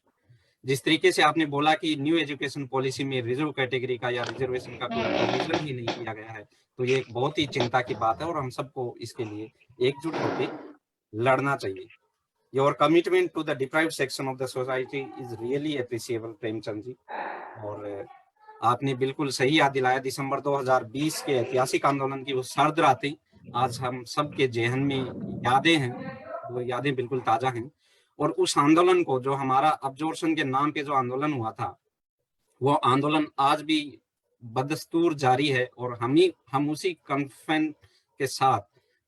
Confirmation के साथ यहाँ पे आज भी डटे हुए हैं कि हम डेफिनेटली उस जंग को भी जीतेंगे। आदित्य जी की मुझे एक बात याद है कि अब्जॉर्प्शन की ये लड़ाई हम कंक्लूजन तक लेके जाएंगे और इसकी आवाज, इसकी गूंज आपको हर जगह पे, हर प्लेटफॉर्म पे सुनाई देगी। ये बात उनकी हमें याद है और यही वजह थी कि एआईडी के इलेक्टेड मेंबर्स, जो चाहे वो एकेडमिक काउंसिल की मीटिंग हो, चाहे वो एग्जीक्यूटिव काउंसिल की मीटिंग हो, चाहे डूटा की वो लंबी लंबी रात भर की मीटिंग्स हो, हमारे एक्टिविस्ट ने सब जगह जाके अब्जॉर्प्शन की लड़ाई का साथ दिया। जो ये अब्जॉर्प्शन की लड़ाई एडोक टीचर्स की डिमांड थी, है और रहेगी और हम इसको हासिल करके ही रहेंगे।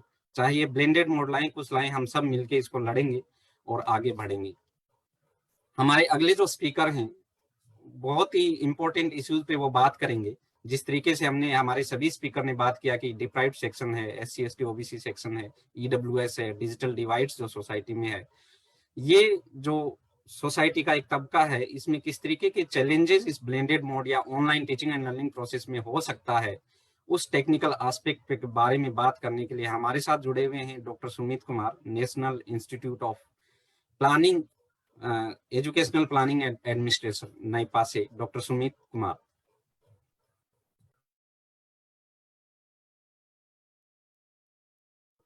You are muted, sir. Now I guess I am audible. Yes, you are audible, sir. एक चीज और मैं कहना चाहता हूँ, एक बार रोकना चाहता हूँ, हमारे जितने भी ऑडियंस हैं वो अपने क्वेश्चंस को चैट बॉक्स में लिख सकते हैं। हमारे सारे स्पीकर्स के बोलने के बाद हम 1 by 1 उनके क्वेश्चंस का आंसर करने की कोशिश करेंगे। Thank you. Good evening, everyone. Good evening to Chairperson Aditya sir, then other panelists, as well as rest of the friends. I take this opportunity firstly to extend my sincere gratitude to ARD, more precisely to Rajesh Bhaiya, for providing me this platform. And now directly jumping towards the topic, which is consequences of blended mode. The moment I got this topic, I immediately revisited the data capture format of All India Survey for Higher Education to check whether there is any provision to collect data on digital infrastructure of higher education institutions. And the answer was no. Then later I also checked the websites of CIT, NIOS, IGNOU, few IITs and IITs, because in the policy document, page number 59, it is categorically written that the NETF, CIT, NIOS, IGNOU, these institutions will conduct a series of pilot studies to evaluate the benefits of integrating education with online education. Why I have done this exercise is basically due to the fact that as a student of educational policy planning, I was always taught in my classroom that any policy and planning document should be based on data, should be based on evidences, and that data should be collected from rigorously from all corners of the country. But here in this case, there is completely absence of data, there is complete absence of evidences. Therefore, I am tempted to say that this specific blended mode provision is very much based on assumptions instead of evidences. And since we all know that policy is nothing but the documented will of the government, in other words, documented will of the governing political party, then in that case, I am again tempted to say that government itself is the willful defaulter in this case. And this willful defaulter will make the current as well as generation after generation defaulter without any fault of their. Then moving towards other aspects, as Premchand sir was has raised the issues related to first generation learners or first generation college goers. I am कि वो कितना challenges face करने वाले हैं. I am just trying to explain or throw some light so that we could get the statement which he has made that कि बहुत से उनमें से ऐसे बच्चे होंगे जो कि drop out हो सकते हैं. हालांकि न्यू एजुकेशन पॉलिसी कहता है कि there would be no dropouts, because अगर आप सिस्टम में घुसते हैं based on the years which you have invested in higher education, you will be awarded degree or diploma and accordingly you can get a job in labor market. But यहाँ पे एक बहुत बड़ा point ये है कि this will happen only if there is enough jobs, or in other words, if there are more jobs than the job seekers in the labor market. However, we all know that as a country, since last 5 or 7 years, we have completely entered into jobless growth. If there is jobless growth, then definitely there is jobless economy. Therefore, ये possibility अपने आप में बहुत बड़ा धोखा या बहुत बड़ा झूठ लगता है मुझे. Now going to this first generation learners. First, we need to understand that higher education based on enrollment, we classify higher education into 3 stages. First stage is elite stage, characterized by less than 15% gross enrollment ratio. Then stage of massification, 15 to 50% gross GER, and then universal stage, more than 50% GER. In case of India, until 2019, we were in the elite stage. Only in the 2000 year, we have transcend the boundary of elite space and enter into the massification. And now we are almost 27%. There is almost 27% GER in case of higher education. And if one adjust this increment in terms of percentage with the population growth of the country, then one can easily conclude that almost 50% of total higher education students belong to the league of first generation college students or first generation college goers. I cautiously avoid using the word first generation learner. Now, and I firmly believe, likewise, Premchand sir, ki they are going to be the dropouts. And why they are going to be dropouts?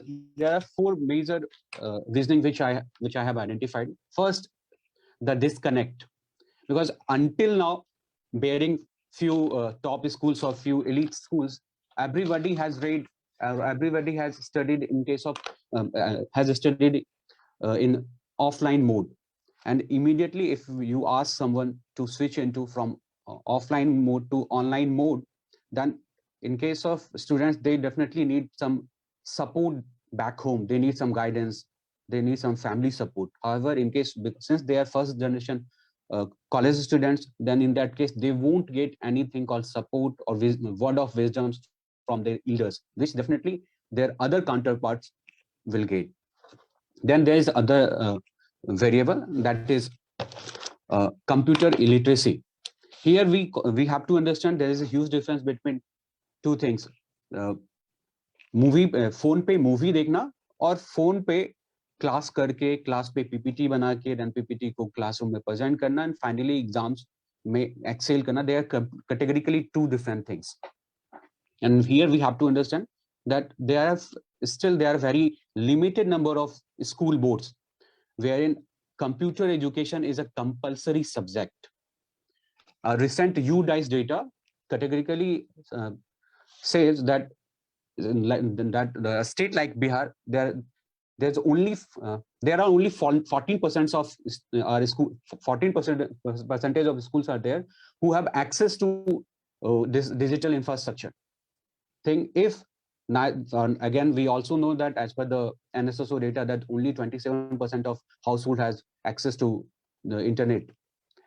Now we have to understand that if neither at your school labor you have access to computer, nor at your home you will have the same facility, and coupled with the fact that computer as a subject was not imparted to you, then in that case it will be very tough for an individual or for all these first generation college goer to survive in this very virtual world of education.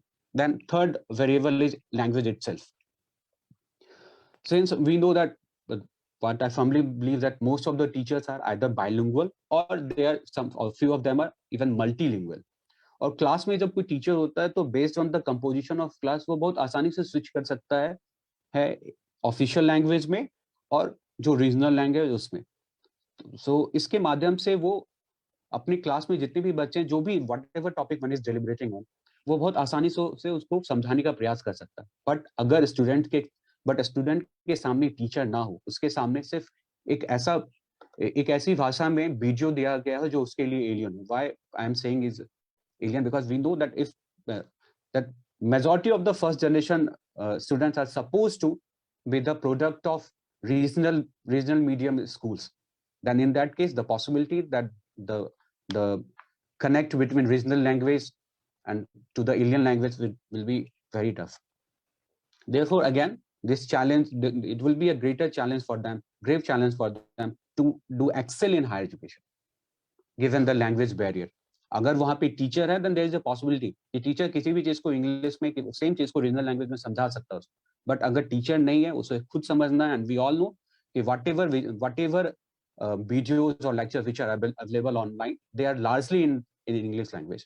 Very limited videos or quality videos are available in regional language. So agar, even if you can survive, then again the possibility of excellence, the possibility of achieving great heights is very bleak.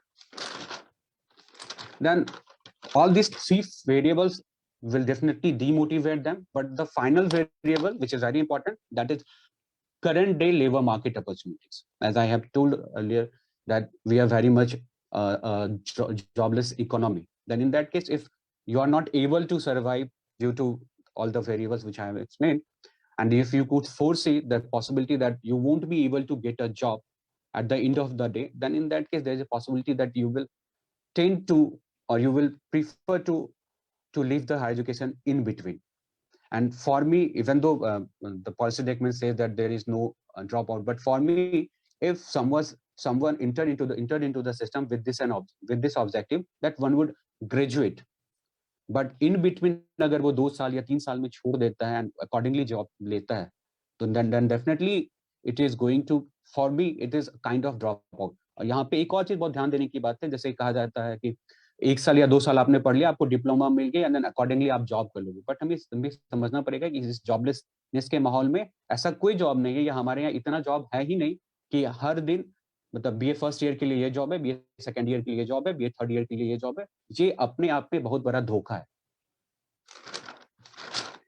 Then there is political aspect of this online education too, because we know theoretically education is a tool through which the dominant values of dominant class is transcended or inculcated among students. If all these values are secular, if these values are democratic, if these values are socialist, then there is no issue, because they are very much congruent to the constitution. But if they are not, then in that case, all these classroom discussions between teacher and the students, or whatever teacher is deliberating, if one has different opinion than the dominant or majoritarian views, plays significant role in turning the tide. But given the nature of online education, where everything is recorded, and then that record can at any point of time become a tool to subjugate you, will restrict student as well as teacher to speak their mind. Then in that case, what would happen? The Mesitarian way will be reproduced again and again. There would not be any counter argument. There would not be any counter. There would not be any counter argument, and it is definitely against the ideals of education itself, because education always aims to instill the values of questioning, instill the value of counter arguing the existing or dominant viewpoint. If there is thesis, unless there is antithesis, you can't come out with the synthesis, and synthesis is what education always inspires. Then there is a psychological aspect of this specific online education too. Recent research suggests that, however, it is in the context of school education, that few of the students don't participate in class if it's online, just because that they don't want to give a tour of their home to rest of their classmates. And given the fact that school में uniformity बहुत ज्यादा है, school में class differences बहुत कम है, but अगर उसी चीज को हम हायर एजुकेशन में लेके आए जहाँ पे क्लास डिफरेंसेस बहुत ज्यादा है, then there is more possibility that good number of students will opt out. They won't prefer to show their walls, the broken walls, to rest of the classmates, क्योंकि उसमें उनकी हंसी हो सकती है.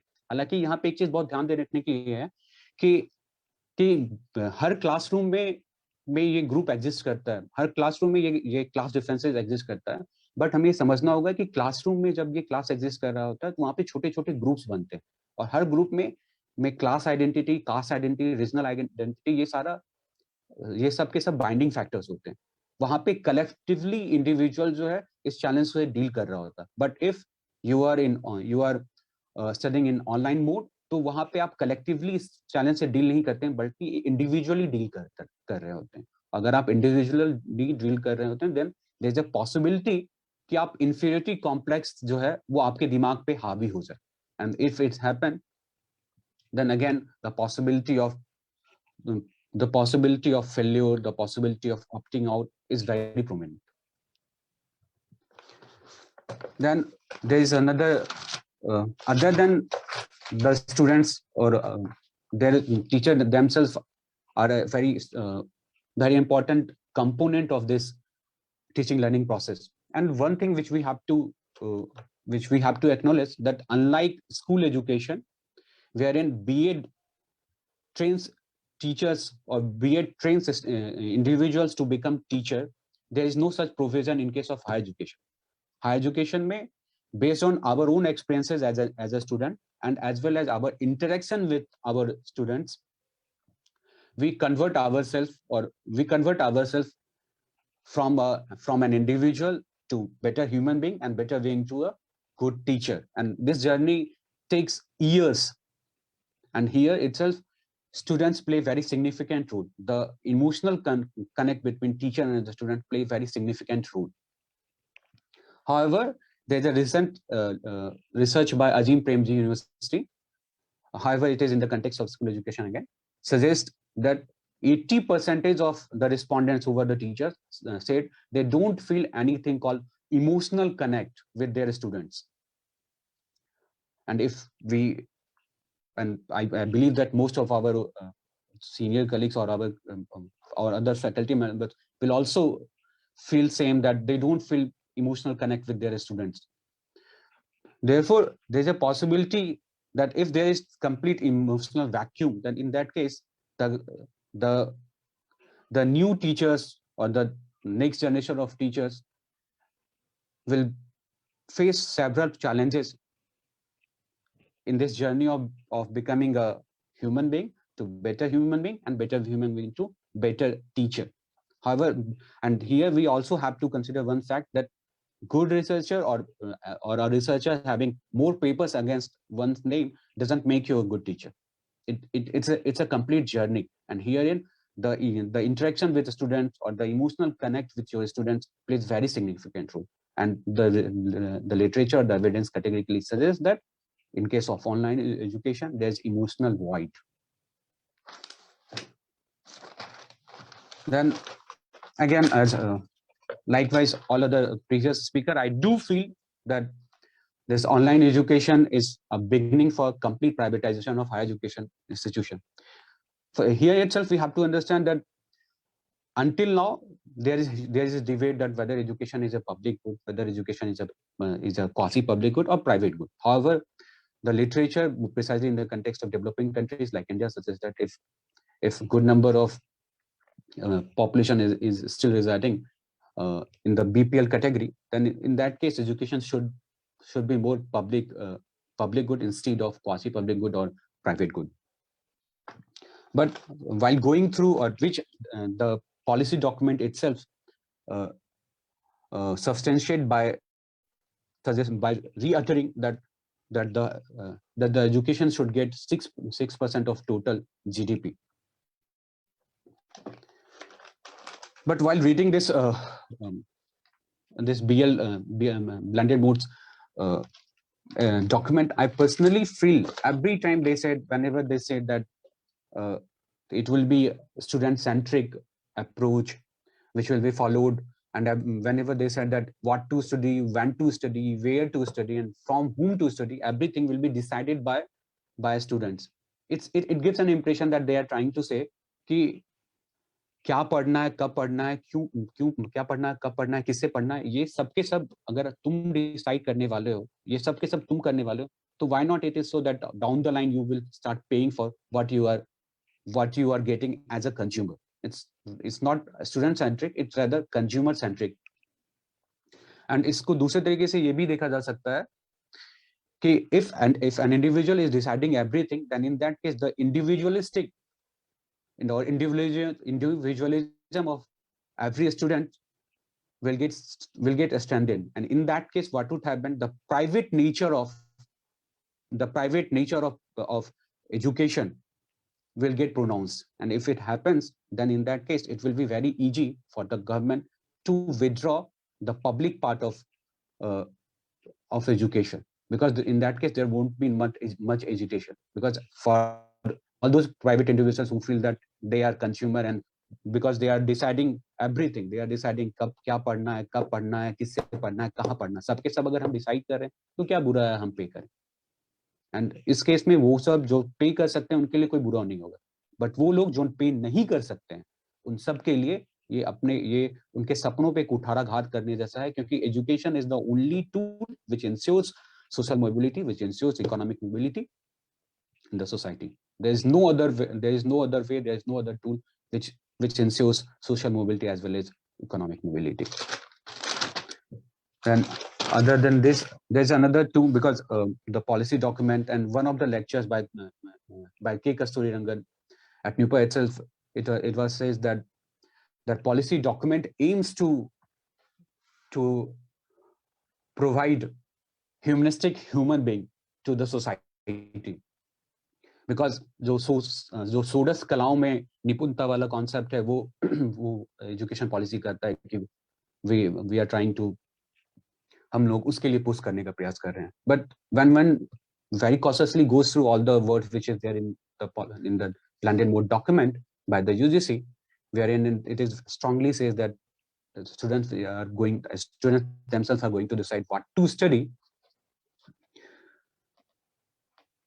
then the possibility that all other subjects like all other disciplines precisely in the domain of arts and social science will become very obsolete over the period of time. Because if the students themselves or their parents are going to decide actually what to study, then in that case definitely the labor market will play its role. And we know that there are certain disciplines जिससे अगर आपकी degree है तो आपके job market में possibility बढ़ती चली जाती. तो ऑब्वियस है, क्योंकि हायर एजुकेशन के इमीडिएटली बाद we aspire to get a job, which is not the case for school education. तो उस परिस्थिति में क्या होगा कि आप ज्यादा से ज्यादा प्रयास करेंगे उन सारे सब्जेक्ट्स को या वो सारा ऑप्शन चूज करने का जिससे आपको आसानी से जॉब मिले। और ऑल दिस सोडस कलाओं वाला जो बात जो खुद कस्तूरी रंगन साहब बोल रहे थे, वो फिर से मतलब that appears very contradictory because the document says you are trying to produce humanistic human beings. However, the BL mode document category suggests that they want more artificial mankind who could survive in this artificial world, who could survive in this virtual world. These are the points which I wanted to make, and I firmly believe as a trained educational planner as well as a part of society, that we need to understand that. Hello.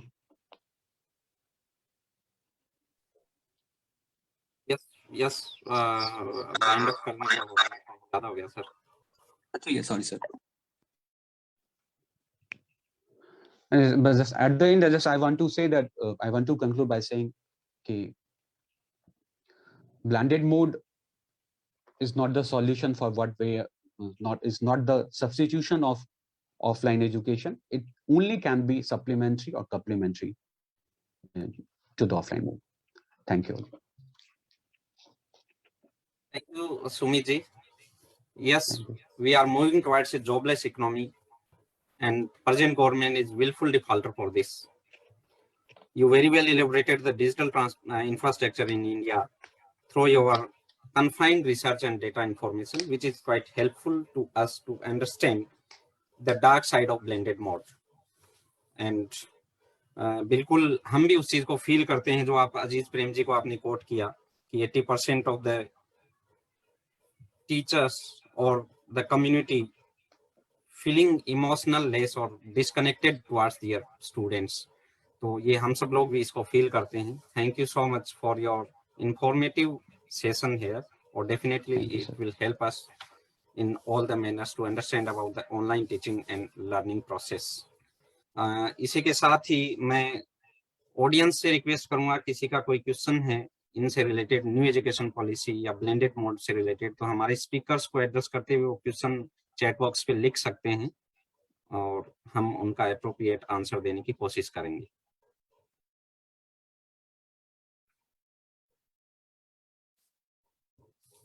कोई audience अगर कुछ पूछना चाहता है तो chat box में लिख सकते हैं।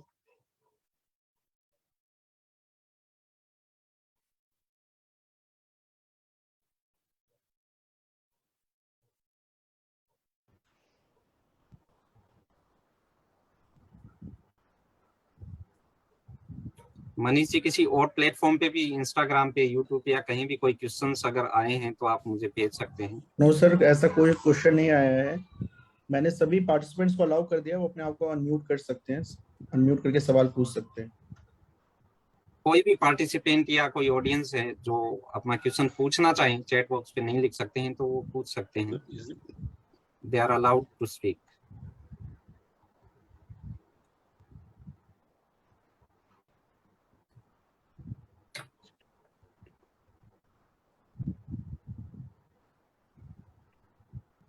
मुझे लगता है कोई क्वेश्चन नहीं आ रहा है ऑडियंस की तरफ से। एक्सक्यूज मी, उत्तम कुमार जी बोलिए। Sir this is Uttam. Actually, I want to ask whether this policy is designed to divide the society. Hello. Yes. Is it audible? Yeah, it is audible. Is it audible? Sir, Audible, is this policy designed to divide the society between haves and haves not?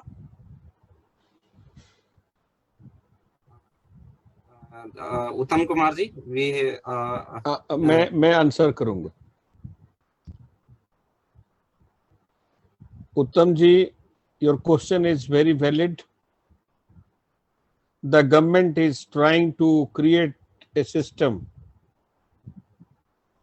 wherein those who have money will go to the classroom teaching, and those who do not have money will go to these online platforms. And I do not want to go into the details कि how much of justice can be done through the online as far as knowledge transfer is concerned,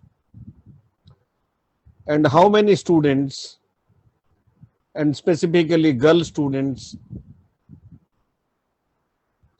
from the marginalized families, sections of the society will be in a position to afford, because there is no reservation for the students. There is no reservation here for the teachers. So it is going to create a class divide.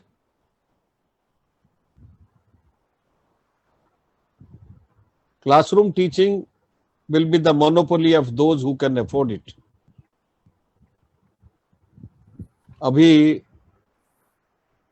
Economics, commerce, political science में 13 लाख 14 लाख रुपया में बच्चों ने admission लिया है दे करके।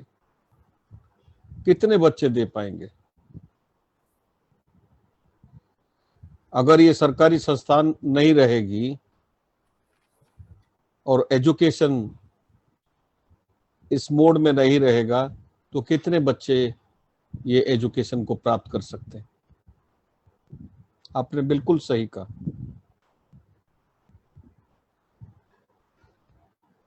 Thank you sir.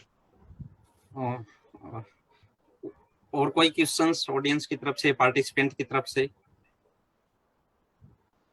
related to NEP 2020 and its consequences of blended mode?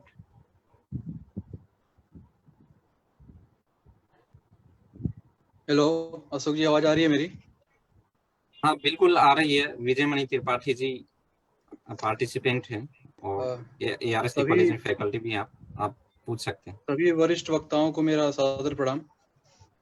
जैसा कि मैं बहुत ध्यानपूर्वक आप सबको सुन रहा था और सुनते हुए ये आप लोगों के न्यू लेटर से बार बार बातचीत करते हुए ये चिंता तो सभी के लिए जायज है कि न्यू एजुकेशन पॉलिसी एक तरह से डिजास्टर है हायर एजुकेशन के लिए।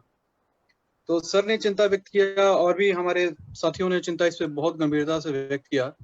मेरा ये कहना है कि देखिए, पहले भी इस तरह के उच्च शिक्षा पे हमले होते रहे हैं और बहुत सफलतापूर्वक, और मैं कह सकता हूँ कि जहां तक मैंने देखा है और जो मैंने महसूस किया है अपने ग्रुप के माध्यम से ही, MA के दिनों में जब मैं पढ़ रहा था तो भले ही मैं नहीं जुड़ा हुआ था ग्रुप से, और मैं लेकिन सर का नाम सुनता था और सर ने ऐसे बहुत सारे हमलों का सामना किया है और उससे उच्च शिक्षा को और विश्वविद्यालय को बचाया है, निकाला है। ये मैं अपने जानकारी से कह सकता हूँ, बाद में अनुभव भी हुआ है सर के साथ में। तो ये जो समस्या हमारे सामने आई हुई है और बहुत मतलब एक तरह से कहते हैं विकराल समस्या है, तो मेरा ये कहना है और मेरा एक सुझाव भी है और सर आगे इस पे स्ट्रेटेजी बनाएंगे कि इसको प्रभावी तरीके से रोकने के लिए किस तरह के कदम उठाने की जरूरत है, किस तरह के हमें कार्यक्रमों को करने की जरूरत है। देखिए, डूटा के जो अब तक इसमें पदाधिकारी रहे हैं, चूंकि हम सब जानते हैं और भली भांति विश्वविद्यालय का हर शिक्षक जानता है कि प्रेसिडेंट ओरिएंटेड संगठन है, तो उस तरह से इसका विरोध नहीं हो पाया। सर, मैं निश्चित रूप से आप सबके समक्ष इस बात को रखूंगा और सर से निवेदन करूंगा। सर के नेतृत्व में बहुत सारी लड़ाइयां लड़ी गई हैं, मैं इसका साक्षी भी हूं। तो इस लड़ाई को भी लड़ा जाए और लड़ाई लड़ने के लिए किस तरह की योजना बनाई जाए, किस तरह के इसमें धरने प्रदर्शन से लेकर के और विविध तरह के विरोध के जो है कि कार्यक्रम आयोजित किए जाए, सड़क पे उतरा जाए। देखिए, जब तक सड़क पे नहीं उतरेंगे तब तक जो है कि सरकार भी जो है कि अपने कंफर्ट में रहेगी और हम सब भी ये सोचेंगे कि सरकार जो है कि आगे बढ़ रही है। हम उनके लिए अनकंफर्ट अगर हम उत्पन्न करें तब जाकर के कहीं बात बनेगी। और मैं निश्चित रूप से इस पे क्या योजना हो सकती है, हमारे संगठन की क्या योजना हो सकती है, क्योंकि लोग करें ना करें हमारा संगठन आगे बढ़ेगा, कारवां आगे बढ़ेगा, लोग जुड़ते जाएंगे और लोग जुड़ेंगे तो निश्चित रूप से हम सफल भी होंगे। इसमें कहीं कोई दो राय नहीं है। इस पे निश्चित रूप से मैं आदित्य सर से रिक्वेस्ट करूंगा कि अपने आप विचार रखिए और हम सब के लिए मार्गदर्शन और दिशा निर्देश दिए। बहुत बहुत धन्यवाद अशोक जी, धन्यवाद। विजय जी, एक कोई भी इंफॉर्मेशन आता है, कोई डॉक्यूमेंट को हम लोग देखते हैं, अगर उसका परिणाम उच्च शिक्षा के ऊपर या शिक्षकों के लिए हितकारी नहीं है, छात्रों के लिए हितकारी नहीं है, तो हम लोग रिएक्ट करते हैं। पहले भी करते थे, आज भी करते हैं। पहले और आज में थोड़ा फर्क है। पहले जब हम कोई बात कहते थे, एक्शन प्रोग्राम वगैरह को लेकर के थोड़ा मतभेद होता था, लेकिन सभी ग्रुप्स के लोग ये कहते थे कि नहीं, ये बिल्कुल सही बात है, इसके ऊपर हमें कमर कस लेनी चाहिए। तब कोई सोशल मीडिया का तामझाम का जमाना नहीं था। जो भी होता था वो न्यूज़लेटर के माध्यम से होता था, और न्यूज़लेटर के माध्यम से सारे लोग अवगत होते थे, मीटिंग्स होती थी। अब जो है ये सोशल मीडिया में इतने तरह का चीजें डाल दिया जाता है, हम सीरियस बात कर रहे हैं, और उसी समय में कोई सेंसेशनल बात भी डाल दिया जाता है, ताकि जो मुद्दा हमने डाला, जो मुद्दा के ऊपर डिस्कशन होनी चाहिए, वो तो दब गया। और खुल करके ऐसे मुद्दों को लेकर के हमारा अलग विचार करना, अलग विचार रखना एक नए परंपरा भी बन गया। और जब जिस संगठन को हमने वोट दिया, जो नेतृत्व किया, वो अगर लड़ाई कोई खत्म करने में लग जाए तो कौन उसे बचाए? जो संगठन को जो नेतृत्व देना चाहिए, आंदोलन को नेतृत्व देना चाहिए जिन लोगों को, वो अगर उसका गला घोटने में लग जाएं, ये बहुत दुखद बात है। जब जब हमने न्यूज़लेटर निकाला, जिस दिन ये श्री राम मंदिर के ऊपर सुप्रीम कोर्ट का फैसला आ रहा था, पहले से हमने डिस्कशन रखा था राजेंद्र भवन में। हॉल हमारा खचाखच भरा हुआ था और बहुत सारे लोगों को लेकर के हमने डिस्कशन किया था, हमने पोस्टर भी लगाए थे। डूटा बताए और संगठन बताए कि ऐसा क्यों नहीं किया गया। डिबेट और डिस्कशन से बात फैलती है, लोगों को सच्चाई का पता चलता है, लेकिन वो होने नहीं देना चाहते हैं, लोग समझना नहीं चाहते हैं।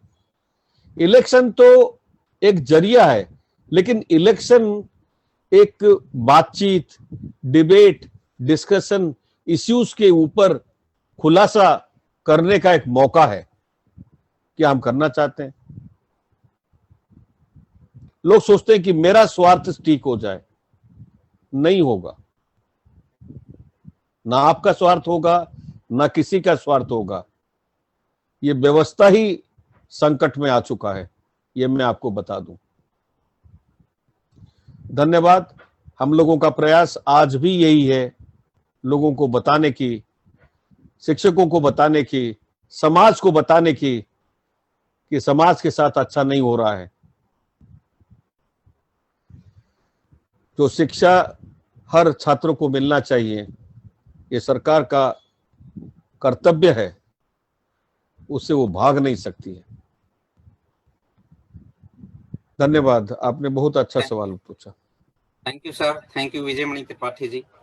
बिल्कुल आपने सही कहा है, आदित्य सर के लीडरशिप में, चाहे वो अंबानी बिरला रिपोर्ट हो, मॉडल एक्ट हो, या थर्ड अमेंडमेंट की बात हो, या कोई भी बात हो, हर जगह हम इनके लीडरशिप में और इनके मार्गदर्शन में उन लड़ाइयों को लड़े हैं और जीते हैं। चाहे रिटायरमेंट के 62 टू 65 ईयर हो या कुछ भी हो, असंभव को संभव इन्होंने किया है, और अब्जॉर्प्शन भी संभव होगा, और ये ब्लेंडेड मोड भी वापस आएगा। हम लड़ेंगे और जीतेंगे।